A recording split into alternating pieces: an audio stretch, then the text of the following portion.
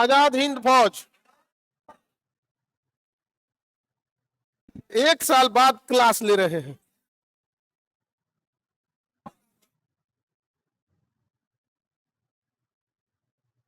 बहुत सारे कस्में खाए होंगे आप लोग, 2026 में ये करेंगे वो करेंगे, गारंटी करते हैं कुछ नहीं बदलोगे तुम लोग। समझ में आ गया? हाँ, गधा मेला घूम के आ जाएगा तो क्या घोड़ा हो जाएगा? हाँ, आगे बढ़ते हैं, चलिए। करिए मोबाइल रख। चलिए अब ध्यान से देखते हैं हम लोग।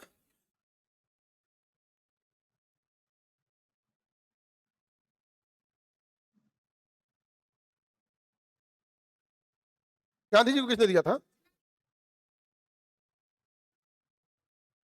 पूरी रिपोर्ट गई थी पुलिस से, गांधी जी के ऊपर केस हो गया।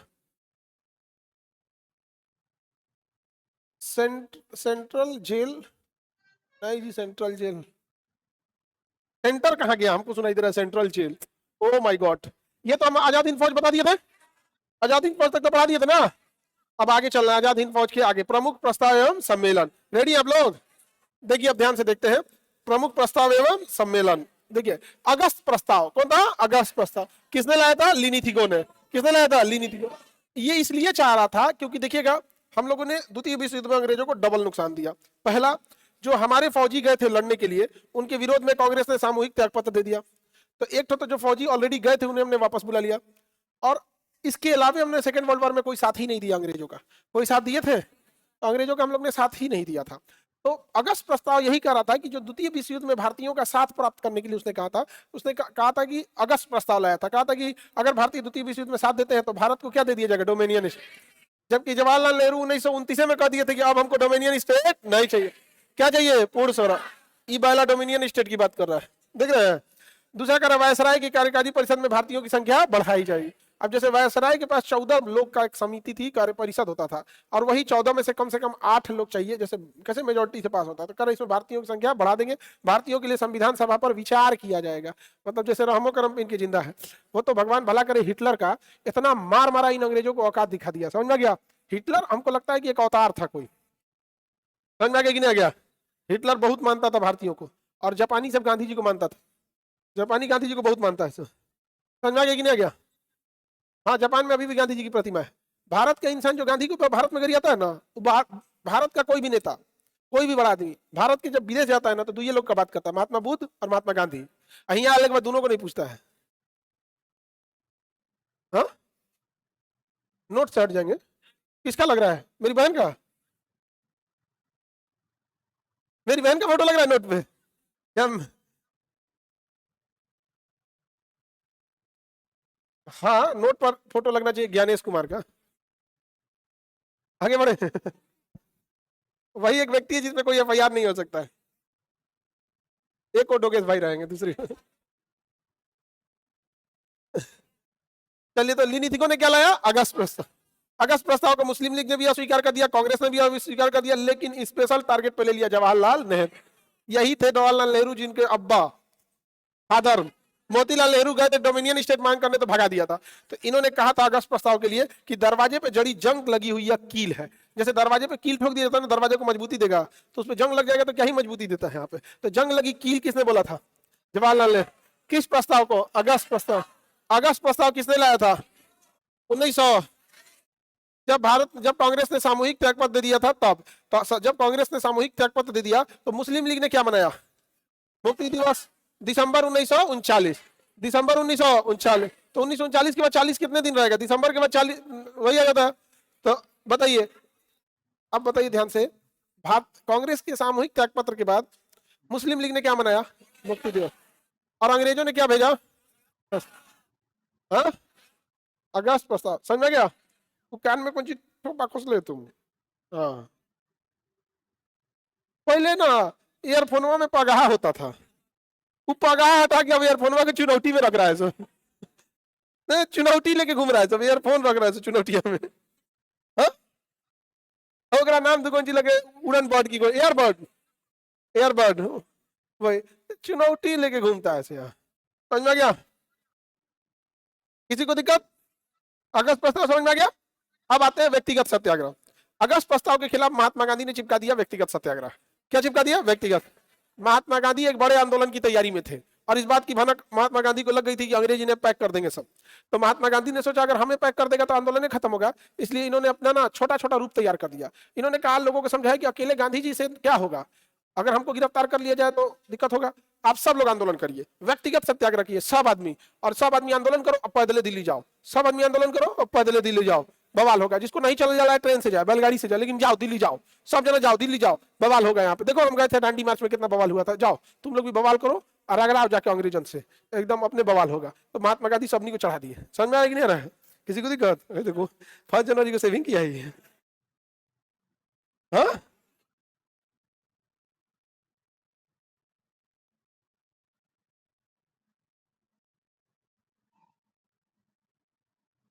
दाढ़ी बनाया था 5 जनवरी को जी। हाँ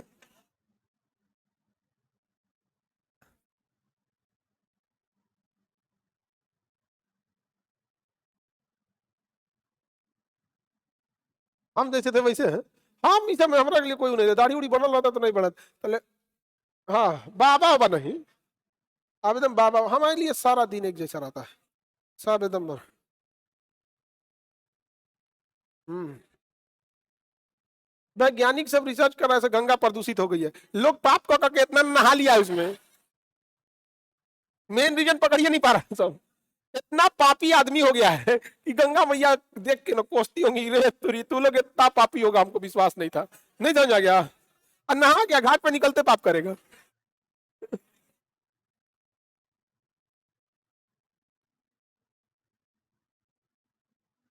चलो अब ध्यान से देखते हैं एईडीओ का एग्जाम अब फिर कब होगा। एईडीओ का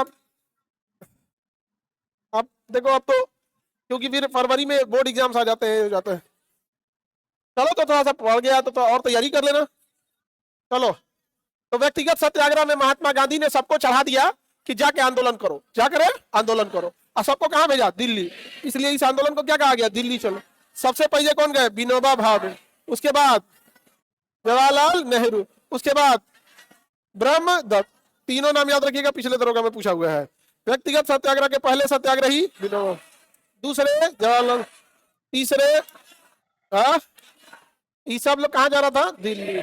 सबको हिला दिया महात्मा गांधी कहाँ? दिल्ली। महात्मा गांधी ट्रेनिंग दे रहे थे, 1940 में था। महात्मा गांधी के मन में पहले से था 1942 में बवाल काटेंगे हम, पूरा रोला काटने की तैयारी में थे। कौन? महात्मा गांधी।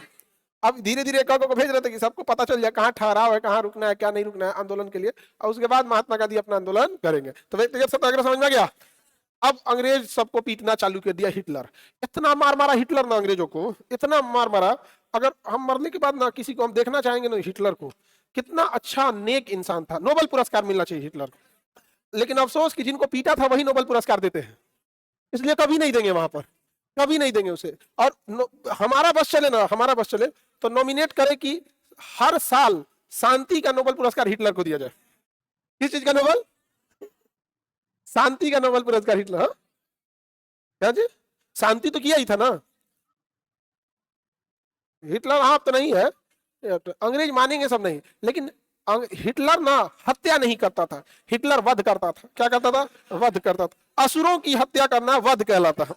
भगवान श्री राम ने तो लंका में हत्या थोड़ी किए थे, वध किए थे। क्या किए थे? वध किए थे। रावण का हत्या हुआ था कि वध हुआ था? वध हुआ था। ओवर एडवांस बनी हो रहा था रावण, सबनी को सबनी को मुआ दिया यहाँ पे। तो वैसे ही हिटलर बहुत नेक आदमी था, उसने इतना मारा ब्रिटेन को, इतना मारा ब्रिटेन को कि जो ब्रिटेन अगस्त प्रस्ताव में आके डोमिनियन स्टेट कह रहा था ना, वो कह रहा था कि पूरा स्टेट ले लो, पूरा स्टेट ले लो। और कहा कि वायसराय की कार्यकारिणी परिषद में जो 14 लोग हैं उसमें से 12 को तुम लोग रह जाओ, बस 2 जना हम लोग रहेंगे, एक सेनापति एक वायसराय, बाकी सब तुम लोग रह जाओ। ये सब किसका कमाल है? हिटलर। किसका कमाल है? हिटलर का कमाल है। समझ आ रहा है कि नहीं आ रहा? किसी को दिक्कत? हिटलर मार मारा था कि नहीं? हाँ नहीं मारा था भागे भागे आया क्रिप्स, भाई बचावा लोग हमनी के, भारत का नहीं भगा दिया उसको, भाग क्रिप्स कहीं का। तो क्रिप्स आया था 1942 में और अगस्त प्रस्ताव आया था 46 में। व्यक्तिगत सत्याग्रह 46 में। महात्मा गांधी इतने ढीठ हो गए थे ना, जब अंग्रेज कोई प्रस्ताव आते थे मांगने के लिए, तो गांधी जी उस प्रस्ताव को ठुकरा देते थे। और जैसे जाते थे सब ना, वो अंग्रेज सब लंदन थने को आंदोलन खड़ा कर देते थे। जैसे अगस्त प्रस्ताव लाया 40 में, तो गांधी जी ने कहा ना ना ना, हम लोग सहयोग नहीं करेंगे, नहीं करेंगे। और जैसे 40 में अंग्रेज गए सब ना, तो व्यक्तिगत सत्याग्रह चल दी। अब गांधी जी कहे कि तो फिर आओ एक बार मांगे, आप आओ मांगे तुम दोबारा आया 1942 में कि हम डोमिनियन स्टेट दे देंगे आप लोग को, संविधान लिखित बताते हैं कि संविधान दे देंगे और हमारा साथ दीजिए, 14 में 12 सदस्य आप ही लोग रहिएगा, सब चीज ठीक ठाक हो जाएगा, ऐसे बोले। तो गांधी जी कहते जो यहाँ से पहले, जैसे क्रिप्सुआ गया ना, क्रिप्सुआ जैसे गया ना, महात्मा गांधी ने भारत छोड़ो आंदोलन कर दिया। वो जो जाता था उधर गाली सुनता था। तो सहयोग मांगने गया था कि बवाल कराने गया था? लिनिथी को गया, वो गाली सुना कि तुम अगस्त प्रस्ताव लेके आया था सहयोग मांगने के लिए, व्यक्तिगत सत्याग्रह कर दिया। तो क्रिप्सुआ आया, कहा कि लिनिथी बकलोल है, ओकरा कुछ आता है, हम जाते हैं सहयोग मांगने। तो आया कौन? क्रिप्सुआ।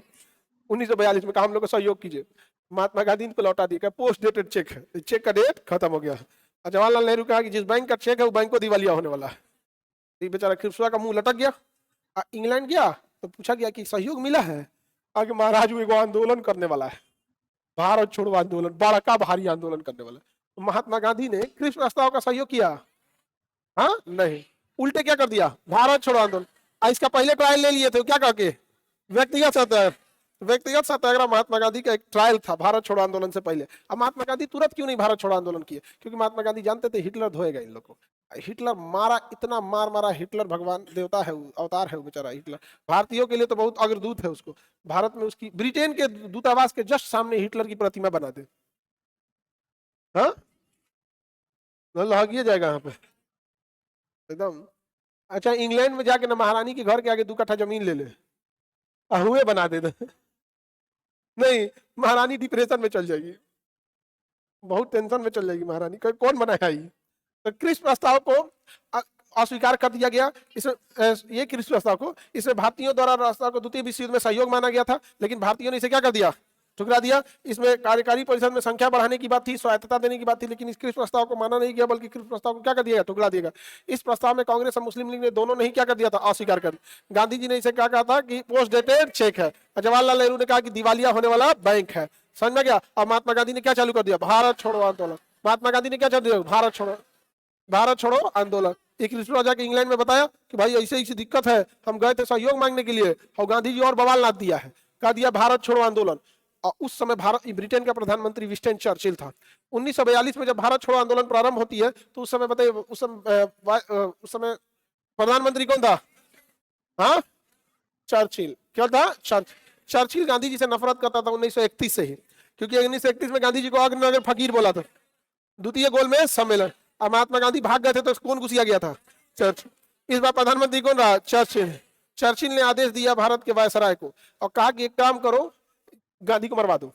गांधी को कहा कि साहब ये तो लाठी उठी भजबे नहीं करता है, मारेंगे कैसे? गोली चलाएंगे, बवाल हो जाएगा यहाँ पे कि निहत्ते पे गोली मार दिया। अभी बूढ़ा हो गया गांधी, गांधी जी उस समय बूढ़े हो गए थे। तो कहा कि महाराज धोती पहन के घूमते रहो, कैसे गोली मारेंगे? पूरी दुनिया हम लोग के ऊपर प्रेशर बना देगी और कोई क्या ही जवाब दिया जाएगा, पूरा प्रोटेस्ट में हो जाएगा।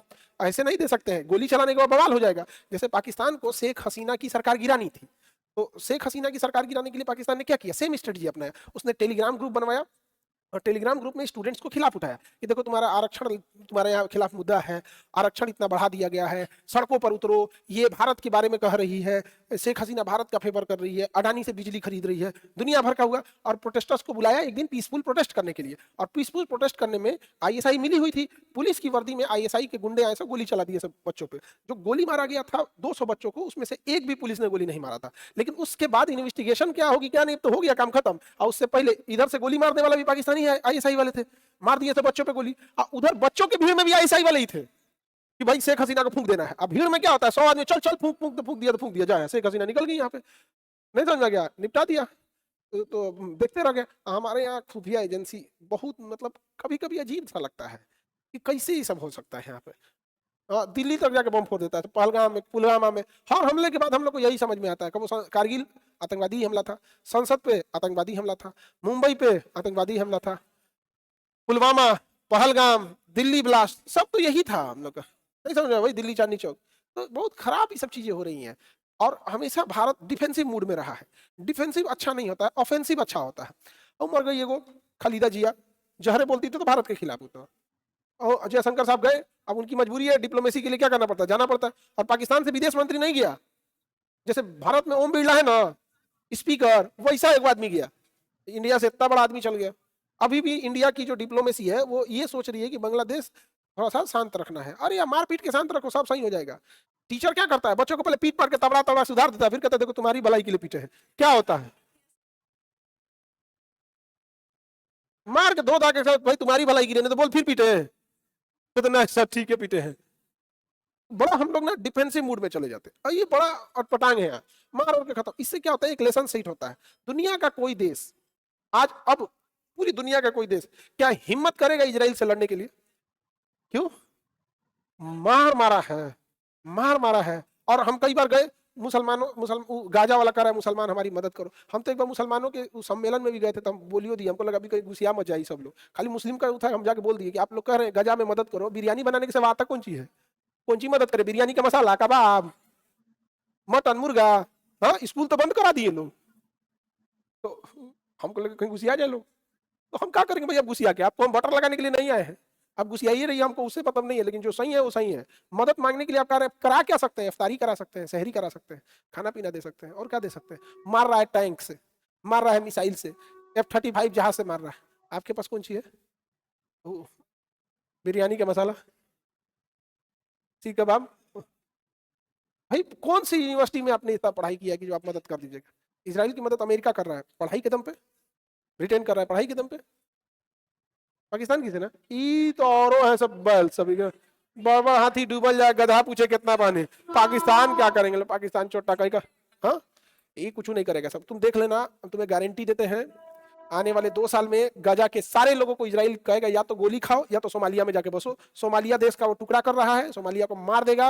1.5 जुलाई तक में सोमालिया पे एक बड़ा अटैक होने वाला है, इजराइलियों कहेगा कि आदमी कुल भंडा फोड़ देता है। खैर हमको क्या ही मतलब है, इजराइल टेंशन मतलब सोमालिया की औकात नहीं है। हमें, हम कभी भी अपने देश का कोई ऐसा बात नहीं बोल सकते। ये कभी बोले कि जो गोली मार रहा है घूम घूम के कनाडा हेन तेन में हमारे दुश्मनों को, वो कौन सी एजेंसी मारी है ना? हम ही गारंटी लेते हैं कि रॉ नहीं मारी है, हम ही गारंटी लेते हैं कि रॉ नहीं मार रही है, लेकिन हम कभी नहीं कहेंगे कि यहाँ पे हमारा झुकाव हमेशा से हमारे देश के प्रति है। राजनीति सरकार उकार के प्रति हमारा झुकाव नहीं रहता, हमारा झुकाव देश के, हाँ सरकार देश के लिए अच्छा करेगी, हम अच्छा करेंगे। अभी हम कितना नाराजगी चलती है, बांग्लादेश को मारो यार, अब कौन सा मौका आएगा, मारो ससुरा को धो धा के रद्द कर दो यहाँ पे। तो ये बहुत डिप्लोमेसी और ये जो जासूस होते हैं सब बहुत खतरनाक होते हैं, आपको पता भी नहीं चलने दिया कैसे मार दिया वहां पर। देखिए 200 गोली मारी गई है ना, वो पुलिस के आड़ में ISI वालों ने मारा है, पाकिस्तान वालों ने। अब चाहे कुछ भी हो, इतना तो कहोगे ना कि उसकी ISI इतनी एडवांस है। और हमारे यहाँ हर तरीके, हमारे यहाँ के अगर डोभाल साहब शेख हसीना को 2 दिन पहले फोन कर देते हैं कि टेलीग्राम बंद करा दीजिए, तो बंद करा देती, टेलीग्राम बंद करा दीजिए, बंद करा देते। लेकिन इंडिया से लास्ट मोमेंट में खबर आया कि आप इंडिया आ जाइए, अब मार देगा सब आपको। तो भाई अब क्या ही कर सकते हैं, अब तो बहुत चैलेंजिंग चीज हो गई ना। लेकिन अगर 1 हफ्ता पहले टेलीग्राम बंद करा देते, काम खत्म, नहीं समझे। और उसके बाद जो गोली चलाया, 4 को उठा के गोली मारा देती पुलिस की, यही पुलिस के भेष में यही मार रहे थे सब।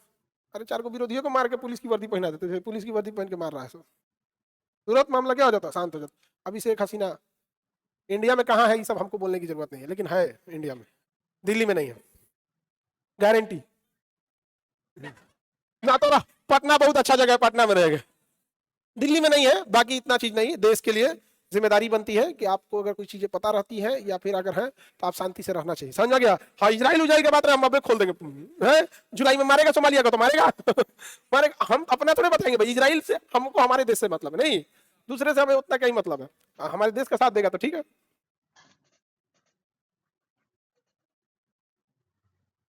इंडिया में देखो, इंडिया में एक चीज मीडिया को करना चाहिए, जो भी एंटी इंडिया स्लोगन्स हैं या एंटी इंडिया काम कर रहे हैं, उनको मीडिया में दिखाने से बजाय पकड़ के थूरे साइलेंटली, क्योंकि जितना दिखाया जाता है ना उतना रेडिकल्स का मन बढ़ता है कि और इस तरीका हम तो कामयाब हो रहे हैं मकसद में ना, उस सबको कैसे धो सफाई से एकदम, यहाँ पे उसको पता ही नहीं चलेगा, सोच रहा कहाँ गायब हो रहा है सब, where is my agent, your agent detergent से धुला गया, नहीं समझा, साफ साफ करके मारे यहाँ।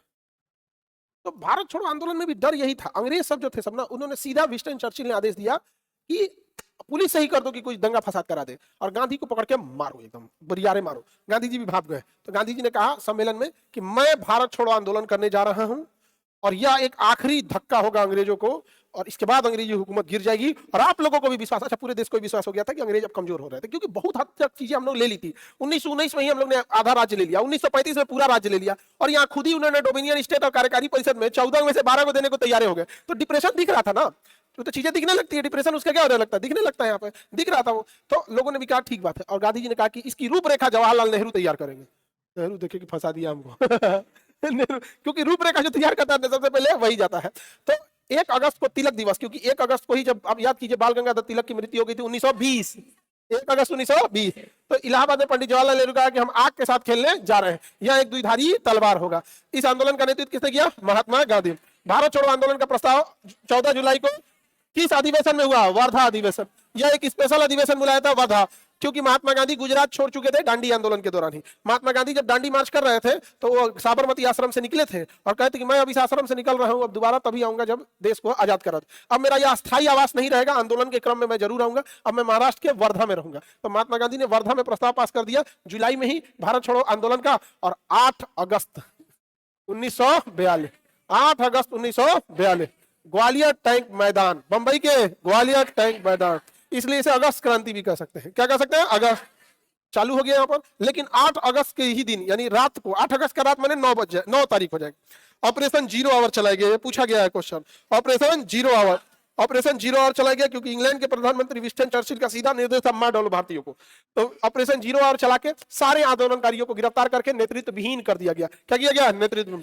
राजेंद्र प्रसाद को बांकीपुर जेल में रखा गया, राजेंद्र प्रसाद को, जयप्रकाश नारायण को हजारीबाग जेल में रखा गया। हालांकि जेल से भाग गए, वहां पर दीवार कूद के क्या हो गए? भाग गए, और आजाद दस्ता का गठन किया। तो बताइए दीवार कूद के कौन भाग गए?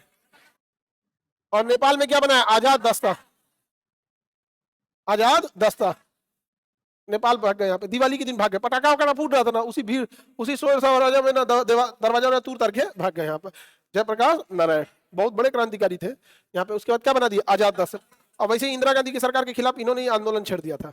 जयप्रकाश नारायण ने जेपी आंदोलन, पूरे भारत में सरकार उखाड़ फेंका। लेकिन ये बड़े ईमानदार थे, कहे कि मैं व्यवस्था नहीं संभालूंगा, मैं सरकार नहीं बनाऊंगा, अपनी पार्टी नहीं बनाऊंगा। इनके चेलाओं ने कहा कि ठीक है, तो हम लोग राज्य बांट लेते हैं। नीतीश कुमार और लालू यादव, रामविलास पासवान ने कहा कि हम लोग बिहार ले लेते हैं, उधर मुलायम सिंह यादव और मायावती जी और ये लोग ने कहा कि हम यूपी संभाल लेते हैं। इधर झारखंड तो उस तक तो संयुक्त ही हुआ करता था, कि ऊपर इधर वाला नॉर्थ इंडिया वाला अपना निपटा लिया। अभी ये जो लालू यादव को देखिए या नीतीश कुमार को देखिए या रामविलास पासवान, अब तो रहे नहीं रामविलास पासवान जी, लेकिन ये सारे लोग जो थे वो जेपी आंदोलन से ही निकले थे। जेपी आंदोलन से ही क्या हुए थे? निकले थे। यहाँ पर जेपी आंदोलन की ही शुरुआत थी। आगे बढ़ जाए। महात्मा गांधी और सरोजिनी नायडू, महात्मा गांधी और सरोजिनी नायडू, इनको गिरफ्तार करके कहाँ रखा गया? आगा खान पैलेस। कहाँ रखा गया? आगा खान पैलेस। आगा खान पैलेस, आगा खान पैलेस में महात्मा गांधी भूख हड़ताल पे बैठ गए। किसमें बैठ गए? विंस्टन चर्चिल ने कहा मुंगा देना, उसको कंफर्म मुंगा देना, भूख हड़ताल पे बैठे तो मर जाए। यहाँ पे कम से कम अंग्रेजों का हमारे ऊपर थोड़े लगेगा, भाई हम लोग खाना दे रहे तो नहीं खाए तो हम क्या करें। इसी दौरान बंगाल में ना अकाल पड़ गया, लगभग 20 लाख से ज्यादा लोग भूख से मर गए। और विंस्टन चर्चिल ने पूरे भारत के अनाज को ब्रिटेन में मंगा लिया, कहा कि द्वितीय विश्व युद्ध हो रहा है, यहाँ सेना को ज्यादा जरूरत है, पूरी दुनिया, पूरे यूरोप में लड़ाई हो रहा है। ये चोट्टा सब यूरोप की लड़ाई को विश्व युद्ध घोषित कर दिया। सब विश्व युद्ध में दुनिया थोड़ी लड़ रही थी। अफ्रीका का कौन देश लड़ रहा था? साउथ अमेरिका का कौन लड़ रहा था? एशिया में जापान के अलावा कौन लड़ रहा था? कोई नहीं लड़ रहा था। और नाम रख दिया विश्व युद्ध। रे चोट्टा, इसको यूरोप युद्ध लिख, यूरोप युद्ध, तो नाम रख दिया विश्व युद्ध। समझ में आ रहा है कि नहीं आ रहा है? कोई दिक्कत? यहाँ से जितने किसान अनाज उठाते थे 100% टैक्स लगा दिया। लोगों ने कहा क्या खाएंगे, अंग्रेज मार देते थे सब।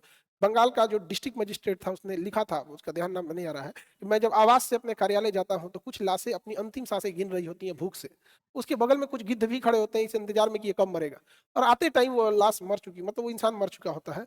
उसने कहा प्रधानमंत्री से कि कृपया करके कुछ तो अनाज भिजवा दीजिए। तो विंस्टन चर्चिल ने कहा कि गांधी क्यों नहीं मरता है, जब गांधी मरेगा तब भेजेंगे। सोचिए, इंसान के दुश्मन से उस इंसान की औकात का पता चलता है। किसी का दुश्मन ब्रिटेन का प्रधानमंत्री है, सोच सकते हो कि वो इंसान का लेवल क्या होगा यहाँ। तो किसी इंसान का लेवल देखना है ना, तो देखना कि उसकी दुश्मनी कितने बड़े लोगों से है यहाँ, ये बहुत बड़ी चीज होती है। हा? हम लोग का दुश्मन ही खराब है पाकिस्तान, कोई लेवल नहीं है उसका। हा? खैर उसका नसीब अच्छा है, हम बिहारी लोग उसी के लेवल पे जाके लड़ते हैं। नहीं समझ आ गया? बड़ी मार मारते हैं हम लोग उसको। आगे बढ़े तो विंस्टन चर्चिल ने महात्मा गांधी को भूखे छोड़ दिया, तो महात्मा गांधी की स्वास्थ्य के आमरण अनशन पर बैठ गए, जिसके कारण उनके स्वास्थ्य में तेजी से गिरावट आई। चिकित्सकों के परामर्श में भारत ने ब्रिटिश सरकार द्वारा विचार किया कि अगर गांधी मर जाते हैं तो बंबई सरकार, प्रांतीय सरकार के पास रूबिकॉन कूट शब्द भेजा जाएगा। मतलब अगर ये रूबिकॉन भेजा जाएगा मतलब गांधी जी मर गए। इसी ऑपरेशन को क्या कहा गया? रूबिकॉन। अंग्रेजों, सोचिए गांधी को मरने के लिए कोड वर्ड भी ऑपरेशन हो गया था। अगर बोला जाएगा ऑपरेशन रूबिकॉन मतलब गांधी मर चुका है, ऑपरेशन रूबिकॉन मतलब गांधी मर चुका है। लेकिन गांधी देश के प्रति इतने समर्पित थे कि एक अंग्रेज ने ही ये बात बता दिया था, एक सिपाही को भी जाके गांधी को बता दो, तो गांधी जी को उसने बता दिया कि ऑपरेशन रूबिकॉन होने वाला है और आपके भूख हड़ताल का लोग इंतजार कर रहे हैं। अंग्रेज जो द्वितीय विश्व युद्ध लड़ रहे हैं उनका कहना है कि मशीन गन रेडी रखना है, उन सबका कहना था कि मशीन गन रेडी रहेगा, इतना गोली मारा जाएगा कोई निकल ही नहीं पाएगा, कोई निकल ही नहीं पाएगा। और हकीकत है कि जो एजिटेशन होता है, जो विद्रोह होता है, वो 2 से 3 दिन ही चलता है, उससे ज्यादा नहीं चला सकते, क्योंकि उसका कोई नेतृत्व करने वाला नहीं होता है। विद्रोह का भीड़ होता है, और भीड़ एक बार बिखर गई तो वापस बुलाएगा कौन? कोई नहीं बुला सकता उसको। वो तो भीड़ इकट्ठा हुई थी किसी मैटर को लेकर, तो उन अंग्रेजों का कहना था कि भैया दिन रात तो मारे कर रहे थे कि एक के दिन मारा जाएगा, गोली पूरा भीड़ तितर बितर हो जाएगी, उसके बाद कोई उठेगा ही नहीं। और कई आदमी ये कहता है ना कि नरम दल किस काम का है? नहीं, नरम दल दोबारा उठ जाता है, गरम दल एक बार के बाद उठ ही नहीं सकता है, कभी नहीं उठ सकता है। तो अंग्रेजों ने रूबिकॉन चालू किया था, गांधी जी को ही पता चला, तो महात्मा गांधी तुरंत कहे लाओ रे खाना खाएंगे हम, लाओ हम क्या खाएंगे? खाना खाएंगे। समझा क्या कि नहीं गया? खाखरा, खाखरा गुजरातियों का फेमस खाना है, नाश्ता है, खाखरा, जलेबी, श्रीखंड, फाफड़ा खाखरा दोनों होता है। ढोकला, ढोकला होता है, और अब बहुत डिश होता है गुजरातियों के पास। गुजराती सबके पास डिश की कोई कमी नहीं होती, वही लोग खैबे करता। हम तो गुजरात में ना खाए थे, तो मतलब खाना खा के जब हम उठने लगे तो कहा कि सर मेन कोर्स में क्या खाएंगे? हम कह रहे थे भाई आप जान मार दिया है तुम्हें, मीठा बहुत खाते हैं लोग, मीठा बहुत खाते हैं। जब वहाँ पे कॉलेज की ओर से हम लोग गए थे लोग वहाँ, तो कोई एक बहुत पुराना रेस्टोरेंट था जहाँ पे पहले गांधी जी और जितने स्वतंत्रता सेनानी उस समय वहाँ रुक के खाते थे, तो अभी भी उसी डिजाइन का था, उसको वो लोग बना के रखा था। क्या नाम था उसका? अगासिया, अहमदाबाद में है, हम लोग को नहीं पता। तो IIM अहमदाबाद वाले लोग होते हैं ना, तो कॉलेज एक बार ले जाती है, हम लोग को कॉलेज की ओर से ले गए लोग, सब लोग चलो गए लोग वहाँ पे। अगासिया था, तो पुराना मॉडल का था भी, सीढ़ी वैसे ही पुराना डिजाइन, तो सब लगा रहता था, तो समझ में आता है कि यहाँ बैठे थे लोग वहाँ पे। तो गुजराती लोग का खाना अलग लेवल का रहता है। आगे बढ़ गया, तो महात्मा गांधी भूख हड़ताल छोड़ दिए, क्या कर दिए? त्याग दिए। और नहीं तो क्या चालू होता? Operation Rubicon. अगर वर्ड घूम गया मतलब मोबाइल चला रही हो सफेद घोड़ा, तो मोबाइल चलाई ना बुके फराल,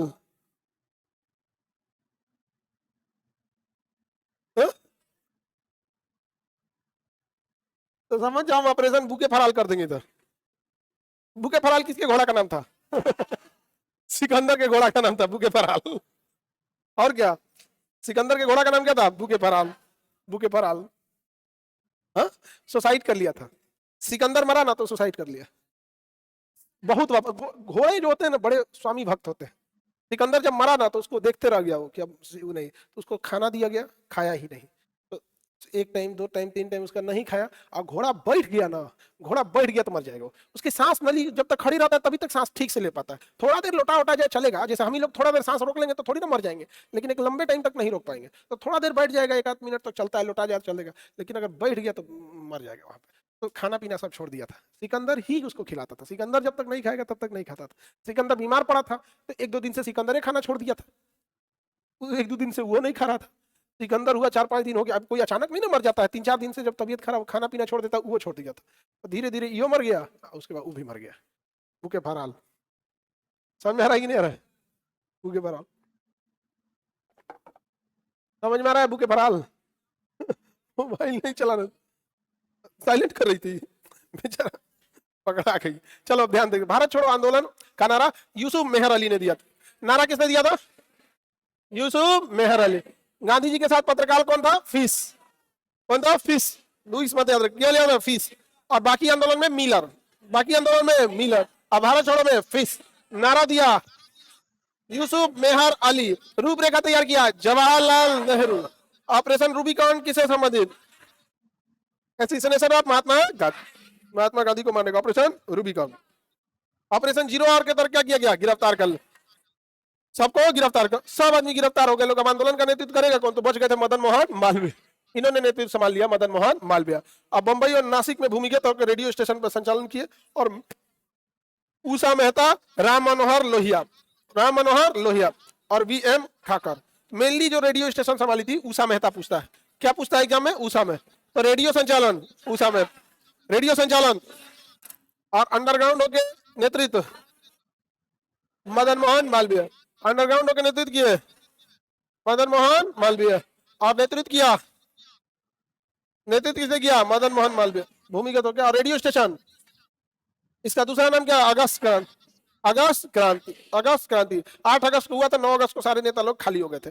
और अगले 2 दिन बाद यहाँ पे ये वाला याद रखिएगा, 11 अगस्त 1942, 11 अगस्त 1942, 11 अगस्त 1942 पटना के स्टूडेंट सब निकल गए सब। यहाँ पर पटना में सचिवालय पे तिरंगा झंडा लगाने के लिए विद्यार्थी निकल गए सब।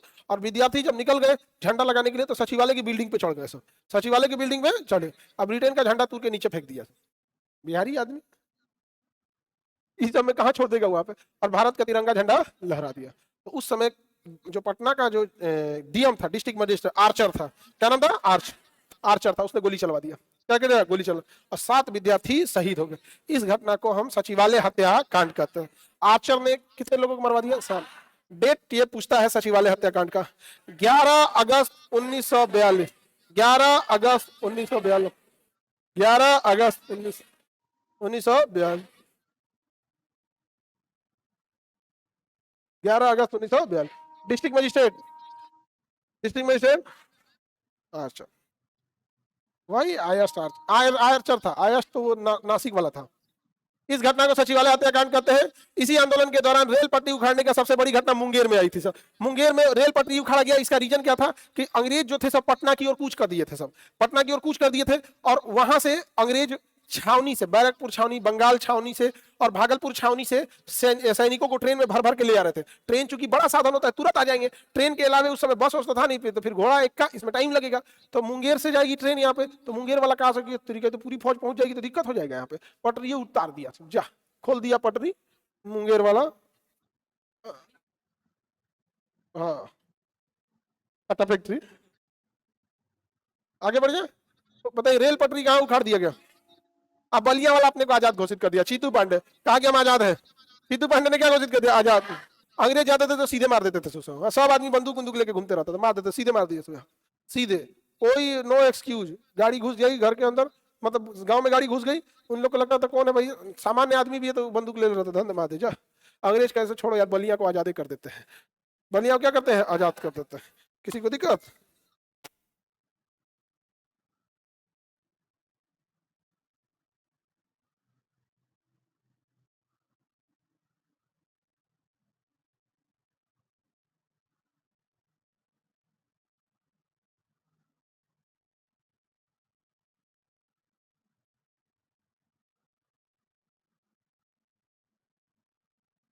आगे बढ़े, किसी को दिक्कत?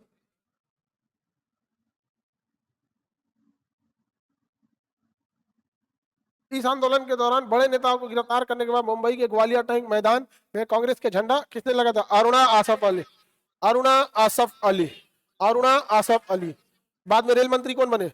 अरुणा आसफ अली। कौन बने? अरुणा आसफ। कलकत्ता बरुआ यानी असम भारत छोड़ो आंदोलन के दौरान गोपुरा पुलिस थाने पर तिरंगा फहराने में पुलिस ने क्या कर दिया? गोली मार के शहीद कर दिया। सतारा में भी आजाद हो गया। 2 जगह आजाद हो गया सब, बलिया और सतारा। बलिया और सतारा, बलिया और सतारा, ये क्या हो गया सब? आजाद। बलिया और सतारा आजाद हो गए। हमें आजादी की इतनी बड़ी कीमत चुकानी पड़ी है जिसका कोई हिसाब नहीं। अंग्रेज जितना हम लोग को गुलामी से तड़पाए सब, उससे कहीं ज्यादा तकलीफ बांट के दे दिए सब। आज म्यांमार, वहां से रोहिंग्या घुस गया। बांग्लादेश, वहां से बांग्लादेशी घुस गया सब, लुंगी पहना सब हिल गया सब। पाकिस्तान, आतंकवादी घुस गया सब। ठीक ठाक एक भारत से दुश्मनी नहीं अगर कोई रखता है तो फिलहाल अभी अफगानिस्तान, फिलहाल अफगानिस्तान जो भारत का था दुश्मनी नहीं रखता है फिलहाल। लेकिन ऐसा नहीं कि वो शरीफ था। पहले वाला जो तालिबान था वो पाकिस्तान के समर्थक था। वर्तमान तालिबान पाकिस्तान के फेवर में नहीं है। अभी तो भारत ने ना चुपे चुपे, हालांकि बात बता देने में कोई गुरेज नहीं है, भारत ने भाई जो है उसको हम लोग को बोलने में क्या जाता है, जो है रियलिटी है, भारत ने चुपे चुपे अफगानिस्तान को एंटी ड्रोन हथियार प्रोवाइड करा दिया है। और ये वही एंटी ड्रोन है जो ऑपरेशन सिंदूर में यूज हुआ था। वही पकड़ा दिया किसको? अफगानिस्तान। अब पाकिस्तान वाला पूछ रहा था क्या जा रहा है, तो भारत ने कहा था गेहूं जा रहा है। भारत ने, अच्छा रोक भी पाएगा क्या? रोक तो पाएंगे नहीं। यहाँ पे तुम रोकोगे, हम ईरान के ऊपर से जहाज उड़ा के जाएंगे, सिविलियन जहाज को तो रोक नहीं सकते। हम लोग ने उसको पहुंचा दिया अच्छा से। अब पाकिस्तान ने तुर्की से एक ड्रोन लाया था बेरेटर, समझ में आ गया कि नहीं गया, तो ड्रोन लाया, और उस ड्रोन से ना पाकिस्तान तालिबान के ऊपर उड़ रहा था अफगानिस्तान में। अफगानिस्तान में एक टीटीपी है, तहरीके तालिबान पाकिस्तान, मतलब वो भी तालिबान है बट वो भारत को, वो पाकिस्तान को पीटने के लिए है। वो इंडियन को बड़ी मानते हैं सब, कहते हैं कि पाकिस्तान में सरिया कानून होना चाहिए। हाँ हाँ एकदम सरिया कानून लाओ, एकदम एकदम सरिया कानून लाओ, पाकिस्तान को ले जाओ डुबाओ लेके आओ अपना इस्लामिक कानून को सरिया कानून कहते हैं। कई बार लोग एग्जाम्पल देखते हैं कि अरब देश कितना डेवलप है। देखिए, एक होता है कि आपने कुछ करके डेवलपमेंट हुआ है, जैसे UAE, Singapore, America, Britain, China, Japan, ये कुछ करके डेवलप हुए हैं। रही बात सऊदी अरब की, उन्होंने कुछ नहीं किया, केवल पेट्रोल निकल गया, और उनकी हैसियत नहीं है जो ये बता सके कि कितना पेट्रोल रिजर्व है उनके पास। एक्चुअल किसी को पता ही नहीं कितना पेट्रोल है, अब 10 साल का है कि 20 साल का है पता नहीं है। और पता नहीं क्या, आप देखिएगा सऊदी अरब अचानक टूरिस्ट पे ज्यादा ध्यान दे रहा है, अचानक से इसका तेल खत्म होने वाला है और हम पहले ही बता रहे थे तेल खत्म खेल खत्म। आप देखिएगा कतर बालू में फुटबॉल खेल रहा है, अब फीफा ऑर्गेनाइज कराने लगा यहाँ पे, नहीं समझाएगा। ओमान को देखिए, भारत से बड़ा अच्छा से, खैर ओमान का हमसे शुरू से ही दोस्ती अच्छी थी वहां पे, तो इन लोग का अलग चीज है। तो वो डेवलपमेंट है किस आधार पे, किस्मत, अल्लाह मेहरबान तो गधा पहलवान, कोई करके तो डेवलप नहीं हुए। तो पाकिस्तान, अफगानिस्तान में एक आतंकवादी संगठन है, नाम है तालिबान, तहरीके तालिबान पाकिस्तान, टीटीपी, वो इंडिया को कुछ नहीं बोलता है, अब तालिबानियों को दोस्त मानता है, वो अफगानिस्तान में घूमते हैं सब, अल्ले के मिसाइल रॉकेट लॉन्चर मारते हैं किसको, पाकिस्तान को। अब ये क्या करता है, पाकिस्तान ड्रोन लेके जाता है और अफगानिस्तान में घुस जाता है, और तालिबान, तहरीके तालिबान पाकिस्तान, जो तहरीके तालिबान उनके जो आतंकवादी हैं उसको मार देता है। इससे तो पाकिस्तान मजबूत हो जाएगा, वो अपने दुश्मनों को मारेगा। तो भारत ने एंटी ड्रोन किसको दे दिया, अफगानिस्तान। अभी परसों गया था पाकिस्तान का एक ड्रोन, उसको मार के अफगानिस्तान वाला गिरा दिया। पाकिस्तान परेशान है यार, अफगानिस्तान के पास तो ऐसी कोई टेक्नोलॉजी ही नहीं थी यार, उसके पास नहीं थी। अफगानी हमारे भाई है सब, आज भी एक अफगानी सब में भी दिखेगा, उनकी जो बिजली बनती है सलमा डैम, सातूर डैम भारत ने बनाया। आज भी पूरे अफगानिस्तान में अगर कोई बच्चा सीरियस बीमार होता है तो काबुल में इंदिरा गांधी इंटरनेशनल हॉस्पिटल में आता है, जो बच्चों का एकमात्र बड़ा हॉस्पिटल है वहां। अफगानी हम लोग को बहुत मानते हैं सब यहाँ पर। इंडिया अगर मैच, इंडिया पाकिस्तान का मैच होगा ना, अगर अगर इंडिया जीत गया ना, जितना इंडियन खुशी मनाता है तो वही उतना ही अफगानिस्तान वाले भी खुशी मना। हम लोगों ने गिफ्ट दे दिया, गिफ्ट दिया कि नहीं गिफ्ट दिया, और ये अफगानिस्तान वाला भी अजब है सब, हम लोग गिफ्ट दिए हैं तो एक आध दिन आगे पीछे करके मारना चाहिए। 1 जनवरी को मार दिया, हैप्पी न्यू ईयर बोल दिया उसने 1 जनवरी को मार दिया यार, एक आध दिन वेट करो। खैर तो अफगानी है सब, वेट नहीं करता है सब, आप खुशी मना दिया सब मार के। आप पाकिस्तान वाला सर कुछ जा रहा है कि भाई हाँ शुरुआत अच्छी, पाकिस्तान का कहना है यार अब अफगानिस्तान के आतंकवादियों को मारेंगे नहीं तो हमको मार देगा सब। ये घुस के तो मार नहीं सकते, इनकी औकात नहीं है कि तालिबान के आगे घुस जाए, इनकी इतनी तो हिम्मत नहीं है, मार के बिरयानी बना खा जाएगा सब अमेरिका को मार के भगाने में उनको टाइम नहीं लगा है, रूस अमेरिका को, बच्चा बच्चा गोली मारता है यहाँ पे। महिला वहां दहेज में AK-47 ले जाती है, ननद कही हमारा पहले से तुम लोग भी ले जाओगे लो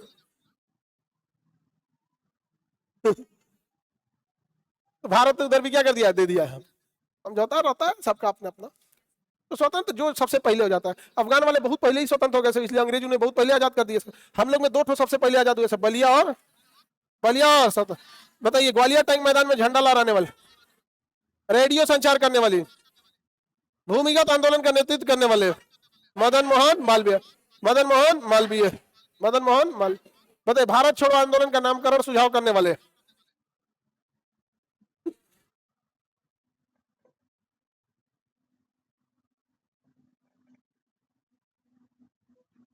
नहीं नामकरण और प्लानिंग की, अच्छा इसका प्लानिंग किसने किया, जवाहरलाल नेतृत्व जवाहरलाल महात्मा गांधी।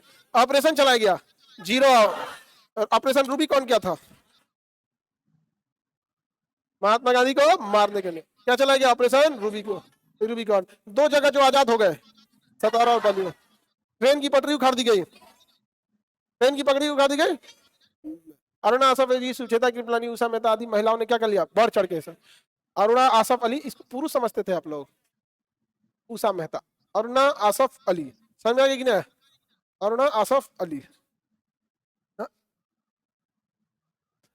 राम मनोहर लोहिया क्रांतिकारी, उषा मेहता नेतृत्व कर रही थी, और भाषण राम मनोहर लोहिया ने किया था, और अरुणा आसफ अली आगे जाके रेल मंत्री बनी।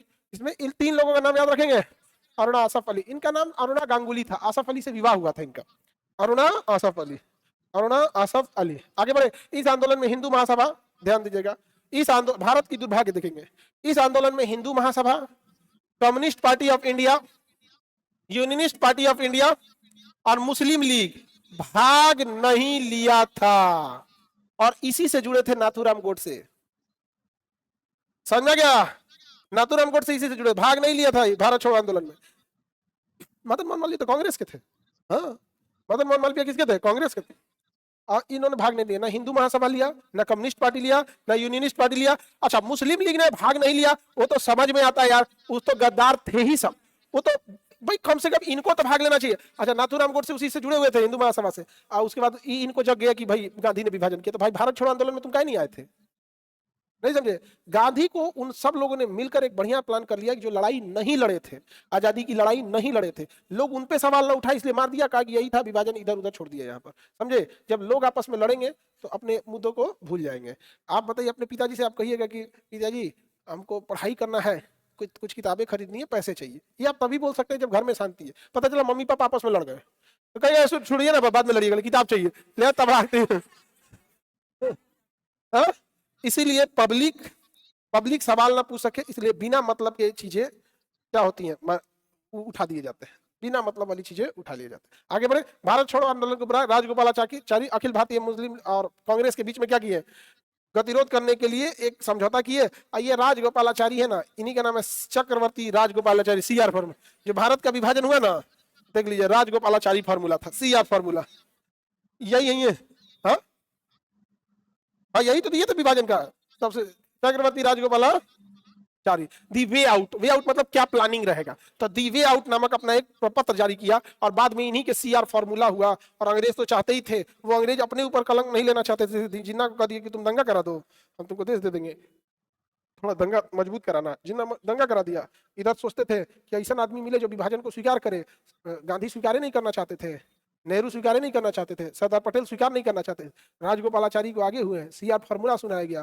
दंगा इतना ज्यादा हो गया कि ये लोग जो नहीं चाहते थे प्रेशर में आ गए। फिर इन लोगों ने एक असेसमेंट किया, राजगोपालाचारी, जवाहरलाल नेहरू और ये सरदार पटेल और जो उस समय के लोग थे जो मेन टॉप लीडरशिप ने, कि पाकिस्तान के पास कोई संसाधन ही नहीं है, वो सर्वाइव ही नहीं कर पाएगा। और हकीकत में था कि पाकिस्तान के पास बस एक कराची था, तो पाकिस्तान के पास एक ही शहर था कराची, और लाहौर पाकिस्तान को मिला नहीं था। तो जिन्ना रिक्वेस्ट किया था सेरियल रेडक्लिफ से कि हमारे पास एक भी देश, एक को जगह, इस्लामाबाद बाद में बसाई गई उसकी राजधानी है, जैसे नोएडा बाद में बसा शहर है ना, चंडीगढ़ बाद में बसाया गया है, पुणे बाद में, वैसे वो बाद में बसाया गया था इस्लामाबाद।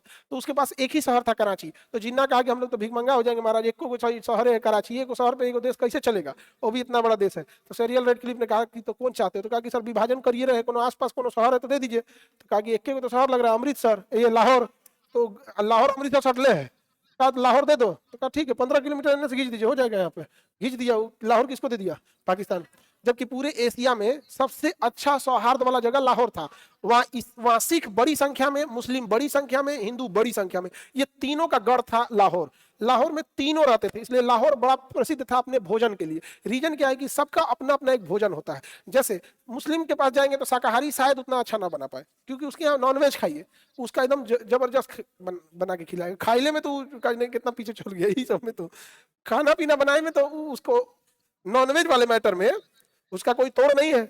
जाके दिल्ली जाएंगे, दरियागंज दिल्ली में, और लाल किला के नीचे जहां कभी उर्दू बाजार हुआ करता था, वहां आज कबाब की दुकानें हैं, और टेस्ट इतना बढ़िया खिला देगा, इतना बढ़िया कि आपकी दुश्मनी भी रहेगी तो कहेंगे कि बढ़िया बनाए हो भाई, तुम बावर्ची ठीक हो। तो लाहौर में क्या था, सारे धर्म के लोग वहां रहते थे, और सबका अपना अपना कुछ ना रिलीजियस कुजीन होते हैं। अब जैसे इतनी दिवाली में मिठाइयां बन जाएंगी, भारत का कोई भी हलवाई उतनी मिठाइयां अन्य किसी त्योहार में नहीं बनाएगा। मतलब दुकान अगर यहाँ है ना, तो दिवाली के दिन ना ऐसे ऐसे सजा के हुआ तक जाएगा दुकान, वहां तक रोड तक, क्योंकि जितनी मिठाइयां उस समय बनेंगी उतनी कभी नहीं बनेंगी। तो लाहौर इस मामले में इतना रिच कल्चर वाइज था ना लाहौर, जिसको पाकिस्तानियों ने बर्बाद कर दिया। आज आप देखेंगे लाहौर में ना उतने सिख भाई मिलेंगे, ना हिंदू भाई को तो छोड़वे नहीं किया, वहां किसी को कहाँ ही छोड़ा उसने, जबरदस्ती टॉर्चर कर करके ये कर दिया। जबकि इस्लाम धर्म का मूल सिद्धांत ये है ही नहीं। इस्लाम धर्म का मूल सिद्धांत है कि आप किसी दूसरे धर्म को नुकसान नहीं पहुंचाएंगे, उनका वो मूल सिद्धांत है। लेकिन ये लोग मूल सिद्धांत माने कैसे? एक चीज गौर करिएगा ना, कि जो धर्म के आधार पर लड़ता है वो लड़ाई कभी बंद नहीं करेगा। एक वक्त था जब पाकिस्तान वाले हिंदू से लड़ते थे कि हमें पाकिस्तान चाहिए, आज सिया से लड़ते हैं। सिया से लड़ के जब सीओ की संख्या खत्म कर दिए ना, तो अहमदिया से लड़ते हैं कि तुम अहमदिया अच्छे मुसलमान नहीं हो। ये सब चीजें होती है। भारत में भी देखिएगा, अगर भारत में सपोज कीजिए आज हिंदू मुस्लिम हो रहा है, सपोज कीजिए कि भारत में मुस्लिम न रहे, तो जो मानसिकता है लोगों की लड़ने वाली ना, जैसे पाकिस्तान को देखिए, वहां केवल मुस्लिम हो गए तो मुस्लिम किससे लड़ लिए? सिया सुन्नी से लड़ लिए। यहाँ पे भी अगर एक केवल एक रखेंगे तो फिर जाति पे लड़ेगा, तुम नीच जात के हम उच्च जात के, ये जाति पे लड़ेगा। ये लड़ने वाले कभी शांत नहीं होंगे, वो मानसिकता ही खराब होती है, तो ये कभी नहीं होंगे। ये बस आपको लगता है कि आपकी बारी अभी नहीं आई है, तो आप खुशनसीब है हम लोग कि हम लोग जो इस माहौल में रहते हैं, कि सब एक साथ रहते हैं। वरना आज के दौर में भी देखिएगा, अगर कोई एक ऐसा गांव मिलेगा जहां किसी एक ही जात का वर्चस्व है, हम किसी एक पर्टिकुलर का नहीं कहते हैं, कई गांव ऐसे मिलते हैं ना जिसमें किसी एक खास जात का वर्चस्व रहता है, संख्या ज्यादा रहती है, आप देखिएगा वहां दूसरे को बड़ी टॉर्चर कर देता है, हो जाता है कि नहीं, और टोला घोषित कर देता है उसको, नहीं समझो, राक्षस टोला होता है कि नहीं होता? अभी भी हो जाता है उसमें, और एकवर्ड जाता है सब केवल मार करने के लिए। मेंटेलिटी देखिएगा, वो एकवर्ड जाएगा सब केवल और केवल क्या करने के लिए? मार कर, और किसी चीज को करने के लिए नहीं है। किस चीज के लिए उठेगा? मार कर। तो मानसिकता खराब थी। तो जिन मुस्लिम लीग ने भाग नहीं लिया, ये तो समझ में आता है, हिंदू महासभा को कम से कम भाग लेना चाहिए, उसने भाग नहीं लिया, ये सवाल का बात है। आगे बढ़िए, किसी को दिक्कत? इस आंदोलन में प्रधान सेनापति कौन थे? लेवेल। कौन थे? वेवेल। लिनिथगो को क्या था? वायसराय। लिनिथगो को क्या था? वायस। इस समय वायसराय लिनिथगो ने भारतीयों पर दमन करने हवाई जहाज से क्या कर दिया था? गोली चलाने का आदेश दिया था, गोली चलाने का आदेश दे दिया था। भारत छोड़ो आंदोलन ने अंग्रेजों की नींव हिला दी थी, अंग्रेजों की नींव हिला दिया। अंग्रेजों को लग गया था कि भारतीयों को अब गुलाम बनाया नहीं जा सकता है। अब अंग्रेजों ने एक प्लान लाया कि जितना दिन खींच सकते हैं उतना दिन कम से कम खींचा जाए। तो वेवेला जो था, इसको ना चेचक हो जाता था बार बार, बंदे को गर्मी बर्दाश्त नहीं होता था दिल्ली का, दहिया प्रधान तुरंत इसको चेचक हो जाता था, सुखवार था तनी यहाँ पे, तो इतनी सा दिल्ली रहता था, फटे भाग जाता था शिमला, तो ये रहता था दिल्ली, फटे कहाँ भाग जाता था? शिमला। तो वेवेला एक प्लान बनाया, वेवेला प्लान बनाया, नाम रखा वेवेल योजना। क्या नाम रखा? वेवेल योजना। 1945 इस समय तक हिटलर अतत्ता करके रख दिया था, हिटलर ने अतत्ता मचा के रख दिया था। इतनी तबाही हो गई थी कि लंदन के लोग डर के मारे रात में लाइट ऑन नहीं करते थे कि हिटलर बम गिरा देगा। उसके पायलट रतिया भर उड़ते थे, सब जहाज रतिया भर उड़ता था सब, इतना रात भर पूरे। पूछिएगा नहीं अंग्रेजन सबसे, यहाँ पे पूछेगा से, यहाँ पे कभी आप लोग को मौका, हमें को से पूछे तो दिल्ली एयरपोर्ट में मिला था, अंग्रेज था, मोबाइल चार्ज कर रहे थे वो भी मिला यहाँ पे। हम पूछिए किस कंट्री से, विच कंट्री, तो कह रहे हम फ्रॉम इंग्लैंड। नाम के बाद छोटा कहीं तोरे जब हम कहते तो मिल गया यहाँ पे, एकदम झीरकुट हो गया था, चमड़ा वमड़ा झूल गया था। हम कहे कि चलो भैया सीनियर सिटीजन है, आराम से पूछेंगे, लेकिन लहका देंगे उसको यहाँ पे। तो बैठ के हमने बात की, पहले हम कहे कि शुरुआतें दाग देंगे तो भाग जाएगा, पहले अच्छा अच्छा बात बोले, London is very great city and ये वो। उसके बाद हम से पूछे कि हिटलर मार रहा था तो रतिया लाइट क्या बंद कर देते? उठा चार्जरवा लेके चल गया, जाके बैठ गया वो बर्गर के दुकान पे, हम जाके बैठ गए। तो मेरी फ्लाइट आ गई, अनाउंस हो गया कि पटना की फ्लाइट आ गई, ना तो उसका तो हम तो छोड़े नहीं, हम तो उस दिन 1 घंटा लेट हुई रहती ना, वो मुड़ी लड़ा लेता, या तो मार हो जाता। मार तो नहीं होता, मुड़ी लड़ा लेता पक्का। बहुत डरपोक होता है सब, ये सब ज्यादा बहादुर नहीं है सब। ये किससे लड़ा है सब? जिसके पास कोई हथियार नहीं है। जिस दिन हमने हथियार उठाया था उस दिन अंग्रेज भाग गए थे सब। जिस दिन हम लोग हथियार उठाए थे उस दिन भाग गए थे। ये किसको मारते हैं? जिसके पास कोई हथियार नहीं है। अच्छा अभी देखिए 2 साल से पूरा यूरोप मिलकर गाजा को मार रहा था सब, 1 हफ्ता मारा, ईरान सब शांत हो गया। ईरान से लड़ा सब? नहीं। ईरान का जिंदा रहना इसलिए जरूरी है कि हमारा दोस्त है, हमें सस्ता पेट्रोल मिल जाता है। हम क्या जरूरत है सोच रहा है को डूबता ईरान को मरने के लिए, मर जाएगा, सोच रहा पेट्रोल 150 रुपया हो जाएगा, हमें गरीब आदमी कहाँ जाएगा? और केवल पेट्रोल से नहीं होता, उससे रिलेटेड सारी चीजें महंगी हो गई, डीजल पेट्रोल महंगा होगा, ट्रांसपोर्टेशन महंगा हो जाएगा। अब जो ट्रांसपोर्टेशन महंगा होगा तो जो केरला से नारियल पानी आ रहा है आपको 60 रुपया मिल रहा है, वो पेट्रोल महंगा उसे 90 रुपया मिलेगा, तो ट्रांसपोर्टेशन कॉस्ट बढ़ जाता है ना। अब जो ट्रांसपोर्टेशन कॉस्ट इंडिया में 25% है वो बढ़ के 40% हो जाएगा, तो महंगाई जो भी चीज है उसमें लगभग उसी हिसाब से क्या हो जाएगा? वृद्धि हो जाएगा। तो ये लड़ते भी नहीं है उनसे उतना यहाँ पे। तो वेवेला कहाँ भाग जाता था? शिमला में। तो वेवेला लाया 1945 में योजना, और इस वेवेल योजना क्या लाया? वेवेल कहा कि देखो भैया हम वेवेला है, हम रहेंगे वायसराय और एक रहेगा कमांडर इन चीफ, बाकी के सारे लोग क्या रहेंगे? भारतीय। बाकी 12 लोग क्या रहेंगे? भारतीय। उसमें 6 ठो हिंदू हो जाएंगे और 6 ठो क्या हो जाएंगे? मुस्लिम। क्या हो जाएंगे? मुस्लिम हो जाएंगे। यहां तक में भी बात बनने वाली थी। इसी की बात जाके कहा किया? शिमला में। ये दिल्ली आके बैठने वाला था, लेकिन इसको ठंडा गर्मी मार दिया, उसको फिट मार दिया इसको, तो भाग गया कहां पे? शिमला। तो वेवेला कहां भागा? शिमला। क्या भाग गया? शिमला। शिमला भाग गया यहाँ पे। तो वेवेला भाग गया यहाँ पे, लेकिन क्या शिमला सम्मेलन सफल हुआ? शिमला सम्मेलन सफल ना होने का एक बड़ा रीजन था कि मुस्लिम लीग का कहना था कि जो 12 में से 6 मुस्लिम रहेंगे वो 6 के 6 मुस्लिम लीग से आना चाहिए। इधर थे मौलाना अबुल कलाम आजाद, कहा कि हमरा में कुछ कमी है, हम तो कांग्रेस से आते हैं, हम नहीं आ सकते हैं। कहा कि उससे मतलब नहीं है, आप लोग का ये 6 कोटा है ना, 6 का 6 आपका मन, आप मुस्लिम रख लीजिए, लेकिन हाई 6 हमारे पास रहेंगे। इसलिए आप गौर करके देखेंगे जिन्ना की बातों को, जिन्ना की एक्टिविटीज से आपको लगेगा काम ये कर जरूर रहा है लेकिन करवा कोई और रहा है। इतना नीचता की बात जिन्ना कैसे करेगा, जबकि बड़ा हाई प्रोफाइल पढ़ाई लिखाई किया था, वकील था, पढ़ाई भी ठीक ठाक किया था, समझ गया, विदेश विदेश से पढ़ के आया था, सुअर वगैरह खाता था। आगे बढ़े तो बताइए और बिगाड़ दिया, कहने सुअर नहीं ना सर, सुअर का रस सुअर का सूप पीता था वो। हाँ? हाँ? इंडिया में भी आप देखेंगे ना तो नॉर्थ ईस्ट में बीफ और पोर्क, सुअर के मांस को पोर्क बोलते हैं, तो नॉर्थ ईस्ट में सबसे ज्यादा बीफ चलता है। अभी एक किरण रिजिजू जी है ना, मंत्री अपने मोदी जी के जस्ट पिछवा बैठते देखना है, हाँ अल्पसा क्या, उन्होंने कहा कि मैं बीफ खाता हूँ, जिसको जो करना है कर लो। अरे भाई कोई क्या करेगा, हम नहीं कर रहे हैं, बट जिस पार्टी में आप है वही कहती है कि बीफ पे बैन लगाएं, कम से कम इसका तो ध्यान रखो यार कुछ कोई गोली थोड़ा मारेगा भाई आपको, उसे मंत्री कोई क्या ही करेगा, बट एटलीस्ट अपने पार्टी लाइन का तो ध्यान रखो नहीं समझे। अब बगल में बैठा है मोदी जी के, हाँ उन्हें मीडिया में बोला था, बाद में मोदी जी बोला के डांटे, भाई यार तू ये सब खुलेआम बोल देता है यार। आगे बढ़े तो नॉर्थ ईस्ट में बीफ एकदम कॉमन है, मतलब वहां चिकन मटन कम, बीफ ज्यादा।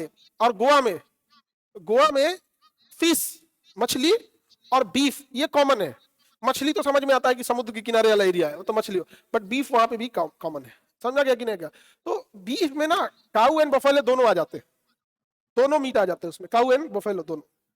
यूरोप वगैरह में ज्यादातर लोग बीफ ही खाते हैं, यूएस अमेरिका वगैरह वहां पे तो सबका अलग लेवल है। अपने यहाँ तो खैर धार्मिक आस्था है, ये सब चीजें भाई कम भी क्या ही कहिएगा, हम लोग का कम। बांग्लादेश में जितना गाय नहीं है उससे ज्यादा वो गाय के मीट का एक्सपोर्ट करता है, ये कैसे हो रहा है? ये हम गारंटी कह रहे हैं कि भारत से ही गाय जाती है बांग्लादेश में, हम लिख के देते हैं। हाँ कई बार पकड़ाया गया है, हाँ वो बिकता ही है यहां से भी।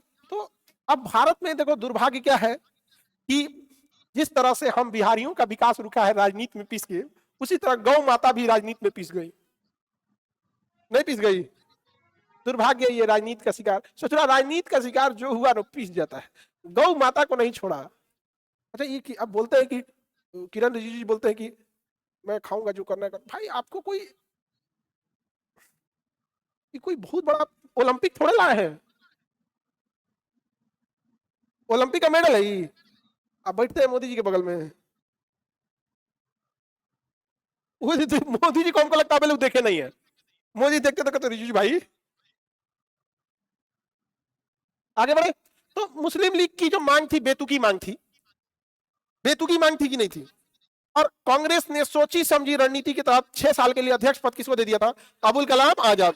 अबुल कलाम आजाद पढ़ा लिखा समझदार इंसान, वो शिक्षा मंत्री, पहले शिक्षा मंत्री कौन थे? अबुल कलाम आजाद पहले, हाँ। और सब जब कांग्रेस के पहली बार अध्यक्ष बने थे तो सबसे कम एज के थे, और सबसे लंबे साल तक वो कांग्रेस के अध्यक्ष रहते और शिक्षा मंत्री भारत के रहते। यहाँ पे आगे बढ़े, कांग्रेस नेता शीघ्र ही रिहा कर दिए जाएंगे, गवर्नर जनरल बिना किसी कारण वीटो नहीं करेगा। वेवेल योजना पर विचार विमर्श करने के लिए भारतीयों ने कहां बुलाया गया? शिमला में। लेकिन ये वेवेला का जो शिमला सम्मेलन था क्या हो गया? विफल हो गया। क्या हो गया? विफल हो गया। इसने कहा था 14 सदस्यों में से 12 क्या रहेगा? भारतीय, 6 मुसलमान और 6 क्या रहेंगे? हिंदू। लेकिन जिन्ना का कहना था कि 6 के 6 मुस्लिम कहां से आएंगे? तो उसने मौलाना अबुल कलाम आजाद का कहना था कि 6 मुसलमान कह रहा है, बकलोल नहीं। 6 क्या लाना है? मुसलमान। मुसलमान तो कहीं से भी आ सकते हैं, लेकिन उसका कहना था मुसलमान बने मुस्लिम लीग से। तो भारत ने भी, गांधी ने भी बहुत समझाने का प्रयास किया था। गांधी ने कहा था कि कायदे आजम कहा था कि मान जाए, समझा गया कि नहीं गया? समझा गया? जिन्ना राजनीतिज्ञ है और नेहरू देशभक्त है और राजनीतिज्ञ है, कौन? जिन्ना। लेकिन जिन्ना मान ही नहीं रहा था, उसका एक रीजन। आगे बढ़ते हैं तो जिन्ना को तो पहले से फिक्स हो गया था, इसने विभाजन कर ही दिया। द्वितीय विश्व समाप्ति के बाद संविधान ये सब खत्म हो गया। विवाद का कारण भी बता दिए, क्योंकि मुस्लिम लीग का इसका कहना था कि मुस्लिम लीग मेरी ओर से। नौसेना विद्रोह, ये कई बार क्वेश्चन पूछता है, डेट याद रखिएगा 18 फरवरी 1946। 18 फरवरी 1946। जहाज का एक ग्रुप था HMS तलवार, इसको आप INS भी बोल सकते हैं आप, उस समय HMIS नाम था, अब तो आप INS बोल सकते हैं, इंडियन नेवल शिप तलवार। 18 फरवरी 1946 को INS तलवार के सैनिकों ने क्या कर दिया, विद्रोह कर दिया। अब आप कहिएगा कि सर एक जहाज पर 5000 सैनिक आ सकते हैं, तो देखिए जो बैटल ग्रुप होता है ना, उसको एक ही नाम से जाना जाता है। जैसे हम कहेंगे कि INS विक्रांत चल रहा है, तो समझिए कम से कम उसके साथ 40 जहाज चल रहे हैं। कितने जहाज चल रहे हैं? 40 जहाज चल रहे हैं। तो INS विक्रांत अकेले नहीं है, जाना जाता है किसके नाम से? एक जो हेड है, जैसे हम आपसे कहें राजधानी ट्रेन जा रही है, तो एक डिब्बा जा रहा है, 15-20 को डिब्बा जा रहा है कि नहीं जा रहा है? वैसे नेवी में होता है, जो मेन हेड होता है उसी के नाम से जाना जाता है। तो जैसे कहेंगे INS विक्रांत जा रहा है, उसके साथ नीचे पानी के नीचे एक पनडुब्बी होगी, आगे एक माइंस को मारने वाला होगा, उसके पीछे एक छोटे जहाजों को ड्रोन को मारने वाला जहाज होगा, एक होगा बड़का मिसाइल लेके घूम रहा होगा, एक फ्यूल टैंकर घूम रहा होगा, एक में मेडिकल डिपार्टमेंट होगा, एक होगा जिसमें गोला बारूद रखा होगा, सारा एक सर्विलांस का काम कर रहा होगा और कुछ नहीं, सबका अलग अलग डिपार्टमेंट है। तो पूरा ग्रुप चलता है, बैटल ग्रुप बोलते हैं उसको, बहुत बड़ा होता है। वैसे ही INS तलवार एक जहाज नहीं था, 5-6 जहाजों का ग्रुप था, बैटल ग्रुप, उसके 5000 सैनिकों ने विद्रोह कर दिया। क्योंकि हम जो बात बोले थे कि याद कीजिए कि भारत आजाद हिंद फौज के सैनिक गरियाना चालू कर दिए सब, कि जो अंग्रेजों की ओर से लड़े वो अंग्रेजों की औलाद है। नहीं समझा गया? बाप का नाम बदल दो। यहाँ के सैनिकों ने विद्रोह कर दिया, 5000 सैनिकों ने आजाद हिंद फौज का लोगो लगा लिया, कहा कि हम लोग क्या है, आजाद है, अंग्रेजों को मार देंगे यहाँ पे। अब पूरा जहाज अपने कंट्रोल में ले लिए, और जो जहाज का कप्तान था, जो अंग्रेज था, उसका मुड़िया ऐंठ के, समझ में गया, और जो बाथरूम होता है ना जहाज में, उसका डाल दिया, और उनने से निकल के पानी में छल गया, वो पॉट होल बोलते हैं उसको, उसमें से फेंक दिया, मर गया वो सब अंग्रेज। कोई उसमें अंग्रेज था नहीं, एक दो बचल थे सब, तो इंजन रूम में घुस गया सब, उसको निकाल निकाल के मार के हथवा गोड़ा बांध दिया सब, भारतीय सब मारा सब नहीं, हथवा गोड़ा बांध के फेंक दिया सब, पूरा पानी में मर गया सब। अंग्रेजों ने कहा कि जहाज को हम लोग तोप से गिरा देंगे, मार के डुबो देंगे, तोप से मार के क्या कर देंगे, डुबो देंगे। तो बीच में समझौता हुआ, सरदार पटेल ने मध्यस्थता किया, अंग्रेजों से कहा कि देखिए हम उन सैनिकों से कहेंगे हथियार डाल दे, बशर्ते आपको लिखित देना पड़ेगा कि आप उन पर मुकदमा नहीं चलाएंगे, आगे से तो मन बढ़ जाएगा। सरदार पटेल कहेगा तो जो लड़ ले, अब समझा रहे तो तेरा बुझाइए, खाली तोरे लगेगा तोप है, वो भी तो तोरे जहाजिया में बैठल है, नहीं समझ में गया? अच्छा जब तोप से मार के गिरा दोगे, सैनिक सब तैर के निकल जाएगा सब, कौन हवाई जहाज है कि मर जाएगा? समुद्र में मार के गिरा तैर के निकल जाएगा। जिसको तैरने आता है उसमें 80% तो समुद्र से तैर के निकल ही जाएगा। नहीं तो जो विनायक दामोदर सावरकर थे, उनको पकड़ के ला रहा था लंदन से, तो कूद के पानी में कूद बाथरूम में गए थे ना, तो बाथरूम में खिड़की में से कूद के भाग गए, समुद्र में नीचे कूद गए, और कूद के समुद्र के तट पे आ गए। तो फ्रांस के सैनिकों ने पकड़ लिया, तो ब्रिटेन को दे दिया, वो कहे कि हमको राजनीतिक शरण चाहिए। तो ब्रिटेन कहा क्या, हम लोग तो चोर चोर मौसेरे भाई ना, ब्रिटेन और फ्रांस तो चोर उदय ही दिया सब, यहाँ पे शरण नहीं दिया। जैसे हम लोग ने बांग्लादेश की शेख हसीना को शरण दिया है ना, दलाई लामा को शरण दिया है कि नहीं दिया है, सबको दिया है वहाँ पे, वैसे ही। तो सैनिकों को सरदार पटेल ने क्या किया, आत्मसमर्पण करा दिया। क्या करा दिया, आत्मसमर्पण करा दिया। समझ में आ गया कि नहीं आ गया? आत्मसमर्पण करा दिया। क्या इन पे मुकदमा चला? नहीं, मुकदमा नहीं चला यहाँ पर, सैनिकों ने विद्रोह कर दिया। 1946 तक अब अंग्रेज मान गए सब, भारत को कंट्रोल नहीं किया जा सकता। और ब्रिटेन में जब डेली लाशें जाती थी ना इंडिया से, डेली 5 गो 10 ठो डेली जाने लगी लाशें, तो ब्रिटेन के आदमी भी घुसिया गए। ब्रिटेन को महात्मा गांधी ने कहा कि बनियों का जगह है, मतलब इनको बस प्रॉफिट चाहिए। तो देखा कि भारत से अगर 100 करोड़ रुपए आ रहे हैं, तो उसकी सुरक्षा में 150 करोड़ खर्च हो रहे हैं। क्योंकि अंग्रेज जब तक देश नॉर्मल रहेगा तब तक कोई दिक्कत नहीं। जैसे कोई नॉर्मल है तो अभी पुलिस स्टेशन है, उसको कोई दिक्कत नहीं, आधा बैठ के आग ताप रहा होगा थाना में बैठ के जितना आदमी है, और आधा गश्ती पे होगा, आराम से होगा, स्ट्रेस नहीं है। अभी एगो प्रोटेस्ट हो जाए, अभी एगो खाली प्रोटेस्ट, हिंसक नहीं, नॉर्मल प्रोटेस्ट, सब जना के आग तापल निकल जाएगा। उधर एसपी 4 को सुनाएंगे, कौन है थाना प्रभारी, यहाँ पे कैसे निकल गया, पता नहीं रखते वो लोग पहले से, देखो यहाँ पे कुछ भी होगा तो देख लेना, निकल जाएगी उन लोग का हालत। तो खर्च बढ़ जाएंगे पुलिस के, एक्स्ट्रा फोर्स मंगानी पड़ जाएगी। वैसे ही हो गया अंग्रेजों के साथ। तो अंग्रेजों ने कहा कि भैया अब आप भारत को क्या कर देंगे, आजाद कर। बहुत बहुत बहुत झमेला, इसको गुलाम बनाना अब आसान बात नहीं रह गया, बहुत खतरनाक हो गया है सब। तो ब्रिटेन में अंदर खाने ये बात चलने लगी कि भारत को आजाद कर दिया जाएगा। तो ब्रिटेन में चुनाव आ गया, और वहां पर थे क्लीमेंट एटली। क्लीमेंट एटली ने चुनाव में ये घोषणा कर दिया कि अगर मेरी सरकार बनेगी तो मैं भारत को आजाद कर दूंगा। अब आपके मन में ये सवाल आएगा कि कोई प्रधानमंत्री ये बोल के जीत कैसे सकता है, बट एक्चुअल वही जीत इसीलिए गया कि ब्रिटेन के लोग ही उब चुके थे अब युद्ध कर करके। जैसे कोरोना के टाइम पे अगर कोई प्रधानमंत्री आके ये बात बोलता है कि मैं एक ऐसा वैक्सीन ला रहा हूं जिसको लगाने के बाद किसी को मास्क लगाने और सोशल डिस्टेंसिंग की जरूरत नहीं पड़ेगी, वो जीत जाता कि नहीं? फटे जीत जाता। हाँ भगवान ने बन जाता है यहाँ पे। कोरोना अजीब चीज था, किसी को कुछ समझ में नहीं। सबसे उटपटांग लगा था कोरोना में जब वो मजदूर के ऊपर से ट्रेन चली गई थी। वो बेचारे 20-30 किलोमीटर से पैदल चल चल के थक के आए थे साहब, अब पटरिया पे सो गए सब। उनकी भी क्या है ना, देखिए, जब ट्रेन की पटरी होती है ना, तो पटरी से 2 फीट 3 फीट तक गिट्टी बैलेस्ट गिरा, उसके बाद घास जम जाता है। तो उन लोग को भी डर लगता था कि घास में सोएंगे सांप काट लेगा तब, इसलिए वो पटरिया पे आके सोए थे लोग कि इस पे सांप नहीं आएंगे सब। अब उनके वो इतना थक गए थे कि हिम्मत नहीं किया कि आगे जाए। कोई बाजार उजार आता तो उसके दुकान उकान रहता है, दुकान तो बंदे चलता है, उसके आगे चबूतरा बना रहता है, वहां सो जाए। इतना हिम्मत जवाब दे दिया। और उस समय तो कुछ दिखता भी नहीं था, बाजार खुला रहता है तो थोड़ा रात में चहल पहल से समझ में आ जाता है कि 2-4 किलोमीटर है, सारा बाजारे बंद रहता था। तो बहुत बुरा हुआ। तो वहां पर क्लीमेंट एटली ने कह दिया कि हमारी सरकार आएगी तो हम ब्रिटेन को क्या कर देंगे, आजाद कर, भारत को आजाद कर। जो भारतीय ब्रिटेन में रहते थे उन लोगों ने रातों रात पूरे लंदन में प्रचार कर दिया, क्लीमेंट एटली चुनाव जीत रहे हैं। और भारतीय सबसे अच्छा से चुनाव का प्रचार करते हैं। पूरी दुनिया में लड़का बच्चा महिला कूल सब एकदम वहां पे बैनर पोस्टर सब छाप लिए, सब टी शर्ट उशर्ट सब पहन लेंगे सब।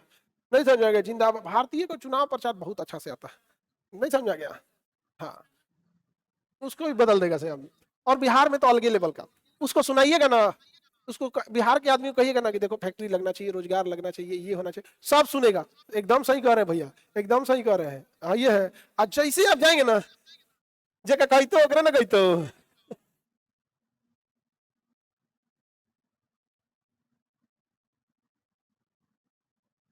हाँ, ऐसा कैसे कह सकते हैं, टैक्स का पैसा है ना। किसका है, आपका तो है नहीं, जो गवर्नमेंट चीजें दे रही हो किसका है, टैक्स का पैसा है। तो,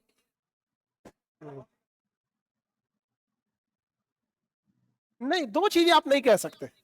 देखिए, बिहार में समस्या क्या है, हम हमेशा स्टूडेंट को भी कहते हैं, आप पढ़ाई नहीं कर रहे हैं इससे हमें दुख नहीं है, दुख इस बात का है कि आप उम्मीद पाले हैं कि हमारा सिलेक्शन होगा।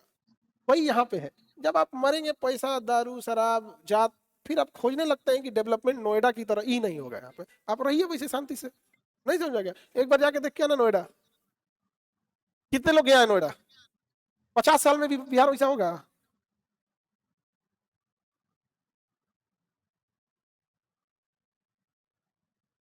बहुत बहुत पिछड़ा पिछड़ गया, बहुत डेवलप। गुड़गांव,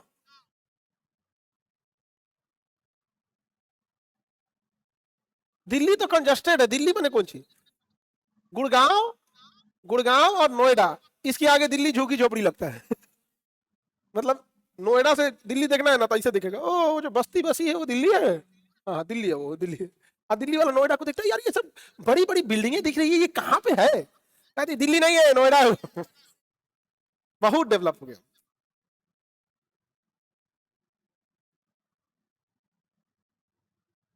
कैबिनेट मिशन, तो क्लीमेंट एटली चुनाव जीत गए। क्लीमेंट एटली, ब्रिटेन में किसकी सरकार आ गई, लेबर पार्टी, प्रधानमंत्री बने क्लीमेंट एटली। उन्होंने कहा कि भारत को आजाद कर दिया जाएगा 1948 में। कब आजाद कर दिया जाएगा, 48। उससे पहले उन्होंने 1946 में अपने 3 मंत्रियों को भेजा, जिसे हम मंत्रियों को कहते हैं कैबिनेट मंत्री, इसे कैबिनेट मिशन कहा गया। कैबिनेट मिशन मार्च 1946 में आया, इसमें क्रिप्सवा भी आया था। क्रिप्सवा भी आया था, जिसको गांधी जी गरिया के भगाए थे, नहीं तो 1942 में भगाए थे, क्रिप्सवा भी आया था। तो क्रिप्स, एलेक्जेंडर लॉरेंस, शॉर्टकट में कॉल, के से क्रिप्स, ए से एलेक्जेंडर, एल से लॉरेंस, क्रिप्स एलेक्जेंडर और लॉरेंस। इसकी अध्यक्षता यानी लीडर कौन था, एल से लीडर, एल से लॉरेंस, लीडर कौन था, लॉरेंस, लीडर कौन था, लॉरेंस, लीडर कौन था, लॉरेंस था। समझ में आ गया कि नहीं आ गया।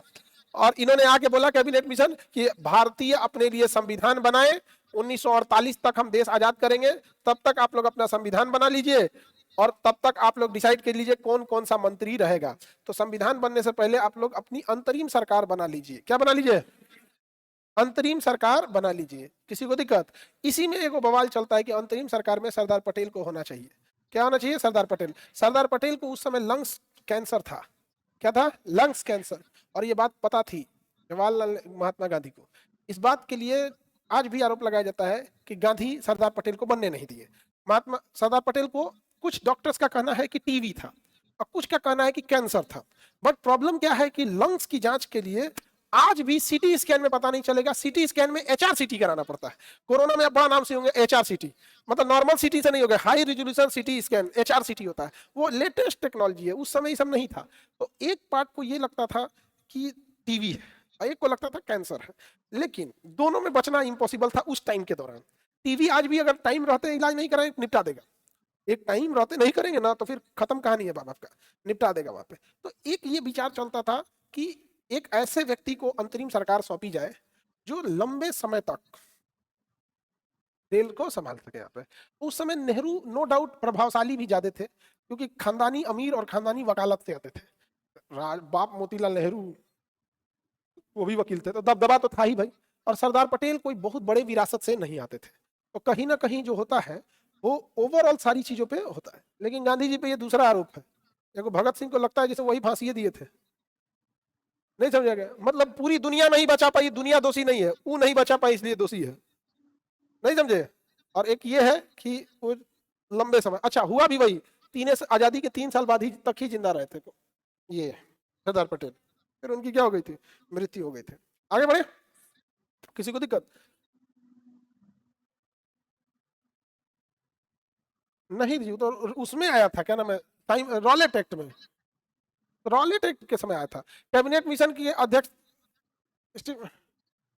अलेक्जेंडर भारत के सचिव पैंथिक लॉरेंस नौसेना के थे। देखिए आप, कैबिनेट मिशन के अध्यक्ष सर स्टेफोर्ड क्रिस, नौसेना मंत्री अलेक्जेंडर एंड भारत सचिव पैंथिक लॉरेंस। ये अध्यक्ष कौन थे इसमें, लॉरेंस, इसमें स्टेफोर्ड क्रिप्स लिख दिया, ये गलत हो गया।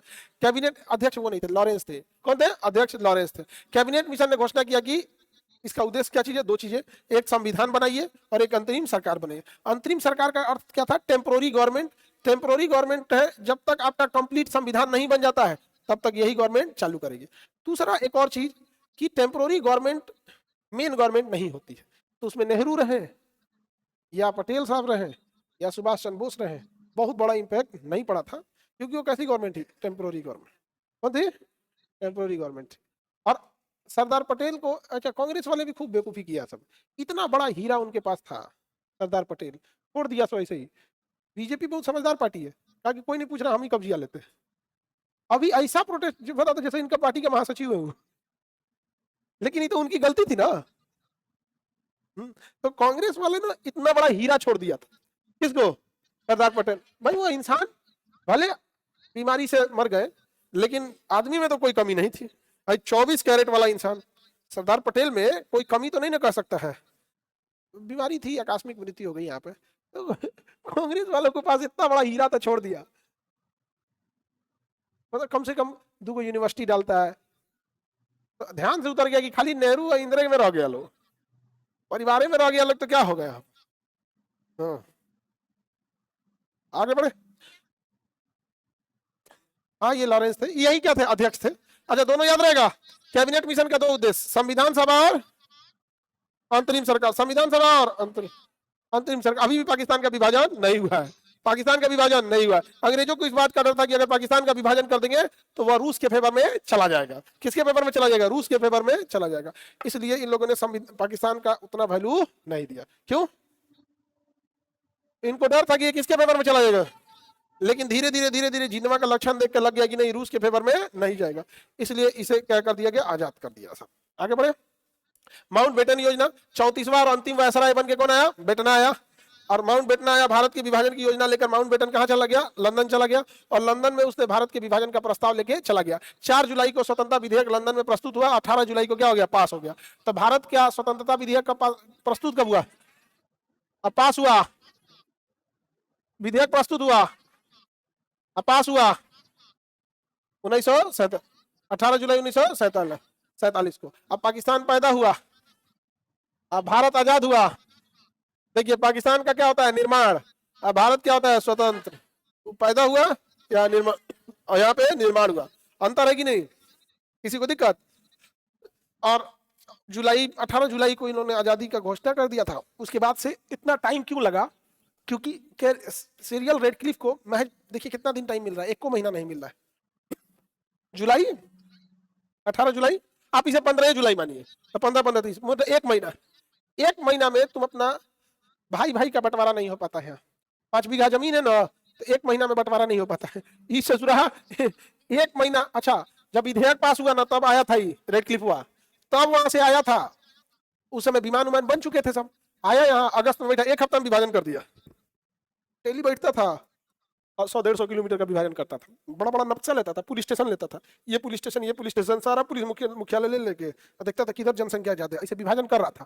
देखता था जनसंख्या आ गया, और जनसंख्या आ गया, देखता था मुस्लिम है ऐसे काट दो पाकिस्तान, ये हिंदू है ऐसे काट दो, ऐसे ऐसे ऐसे ऐसे काट कूट के निकाल दिया है।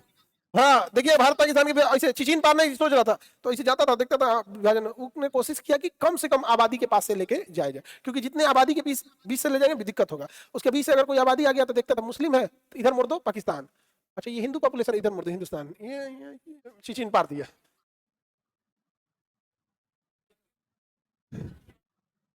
लहरिया कट मार दिया।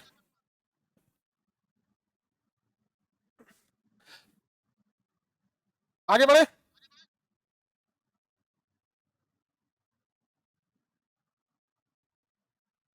चिचिन पार दिया मतलब क्या होता है सर?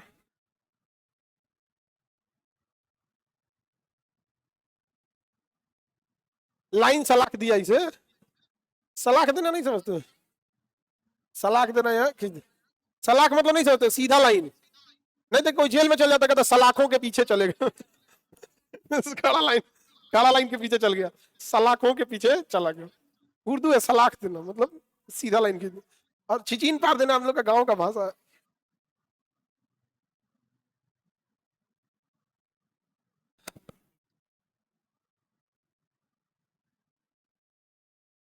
आगे बढ़े। देश क्या हो गया? आजाद हो गया। अंतरिम सरकार बन गई 1946 में। अंतरिम सरकार के अध्यक्ष कौन थे? वेवेल। अंतरिम सरकार के अध्यक्ष और उपाध्यक्ष जवाहरलाल नेहरू। उपाध्यक्ष जवाहरलाल नेहरू। जवाहरलाल नेहरू उपाध्यक्ष हो गए, जवाहरलाल नेहरू। नेहरू बन गया। अंतिम सरकार में उपाध्यक्ष यानी प्रधानमंत्री के पद पे कौन थे? जवाहरलाल नेहरू। गृह मंत्री सरदार पटेल। सरदार पटेल। राजेंद्र प्रसाद गृह मंत्री। याद रखिए कैसे क्वेश्चन पूछा। कृषि राजेंद्र प्रसाद। शुरुआते से बिहारी लोग को एग्रीकल्चर यही सब देवे करता है, हमें कृषि बिहार।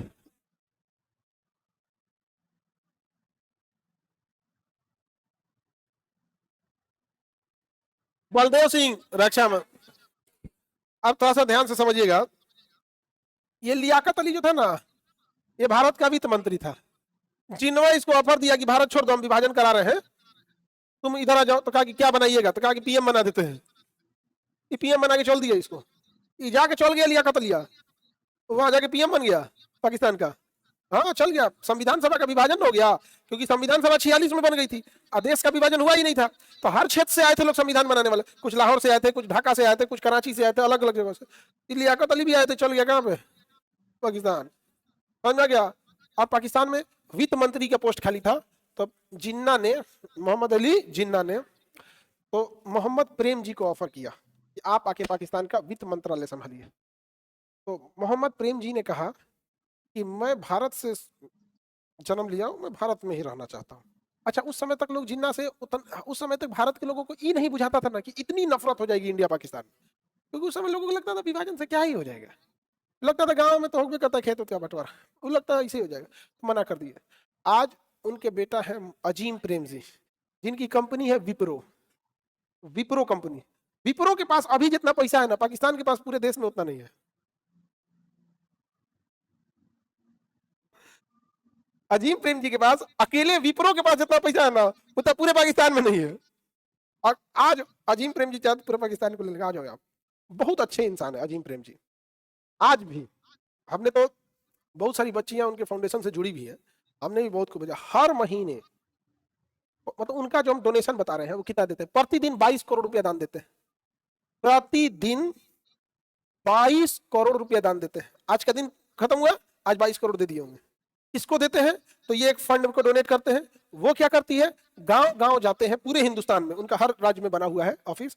गांव गांव जाएंगे, जो बच्चियां इंटरमीडिएट में अच्छा काम कर रही होती हैं, जो पढ़ाई में ठीक ठाक होती है, उनको वो स्कॉलरशिप देते हैं अलग अलग सब्जेक्ट के हिसाब से। अगर किसी को नॉर्मल बीए करना है तो किसी को 15,000 मंथली, किसी को नर्सिंग करना है तो 25,000 मंथली, मतलब 30,000 रुपया मंथली तक देते हैं, और 4 साल तक। अगर किसी लड़की को 25-30,000 रुपया मंथली मिल जाए, भाई हम तो कहते हैं कि 5,000 मंथली में दे देना, कोई सब पढ़ के निकाल लेगी सर। 25,000 तो बहुत ज्यादा हम बोल दिए। नहीं घर लड़का का नहीं मिलता है।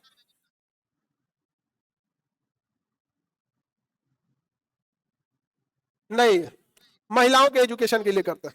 अब चूंकि आपको लगता होगा यहाँ पे देश की आबादी भी कितनी ज्यादा है, देश की आबादी इतनी ज्यादा है कि आपको पता नहीं चलता है, लेकिन प्रतिदिन 22 करोड़ रुपया दान देने वाला इंसान, नहीं 1 रुपया वापस नहीं लेते हैं।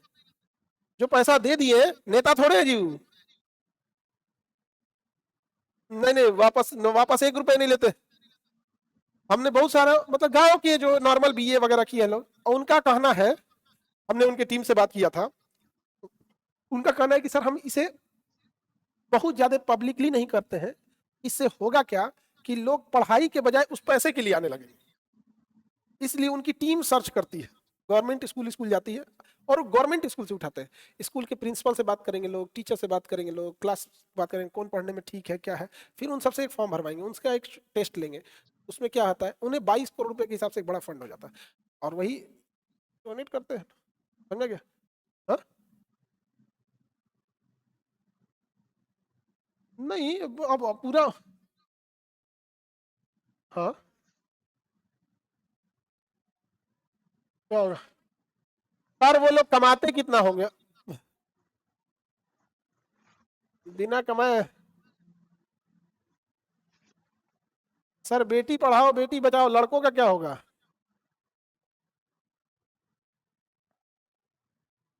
समझ में आ गया? पढ़ो लिखो बाहर कमाओ, पढ़ो लिखो और बाहर बाहर कमाओ।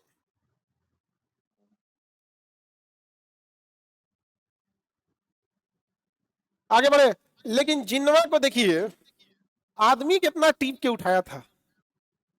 नहीं ये तो बैला था, लियाकत अलिया, मोहम्मद प्रेम जी, कितना सटीक सिलेक्शन किया था।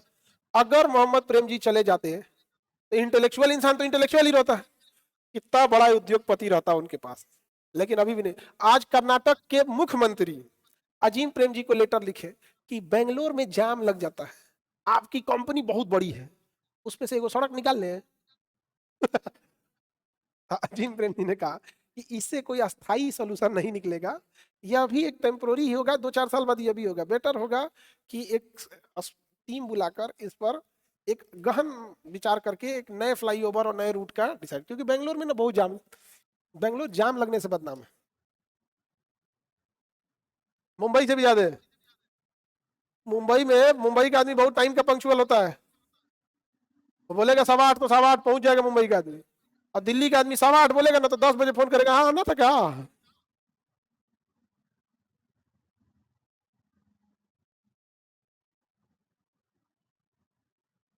आगे बढ़े। इसमें जो मेन मेन हम आपको बताएं, लियाकत अली को क्या याद रखना है? हाँ, वित्त मंत्री, 6 तो याद रखिएगा टोटल। हाँ, जवाहरलाल नेहरू प्रधानमंत्री, गृह मंत्री बलदेव सिंह, चले सब ठीक है। पहली जो सरकार बनी थी उसमें विदेश मंत्री कौन थे? जवाहरलाल नेहरू। और शिक्षा मंत्री अब्दुल कलाम। विदेश मंत्रालय जवाहरलाल नेहरू दूसरे किसी को नहीं दिए थे, विदेश मंत्रालय अपने पास रखे थे। हो गया, देश हो गया आजाद। देश क्या हो गया? आजाद। भारत में प्रेस का विकास, वर्नाकुलर एक्ट, ये सब तो थोड़ा बहुत ये पढ़ के आएंगे लोग। ये बंगाल गजट, अब इस पे टिक मार दे, जो जरूरी जरूरी है उसको याद रख ले। दर्पण,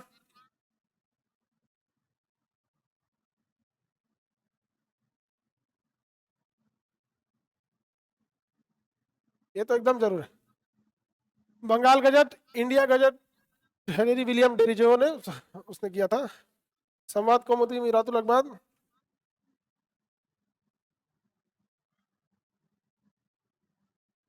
हाँ मार दिया टिक। अरे तरीका ही तो नीचे से ऊपर एक कलर का है।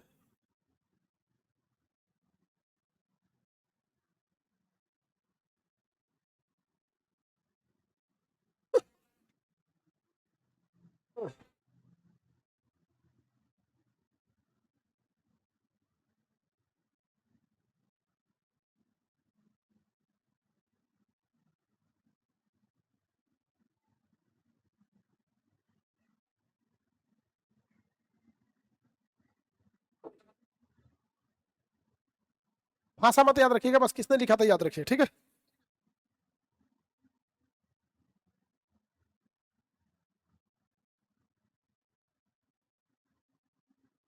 ये तो वंदे मातरम केकरा से भूलेगा वो।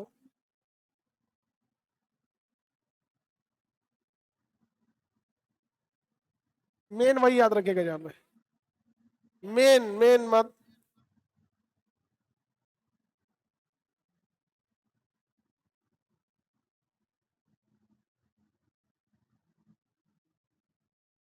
नहीं, बस इतना याद रखिए, अभी के लिए फेमस है हिंदुस्तान टाइम।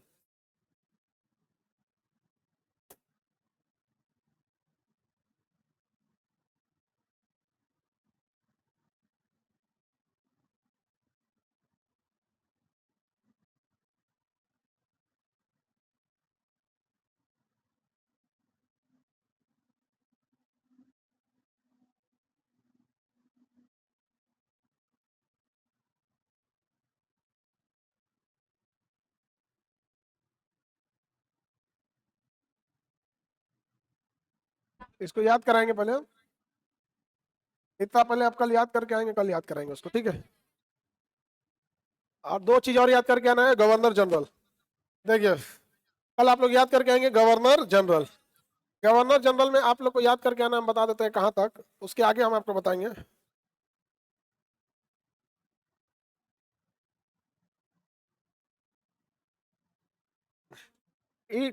डफरिनवा तक। कहाँ तक याद करके आना है? डफरिन तक। डफरिन तक आपको याद करके आना है। कहाँ तक? अब आज के लिए हम इतना ही रहने देते हैं।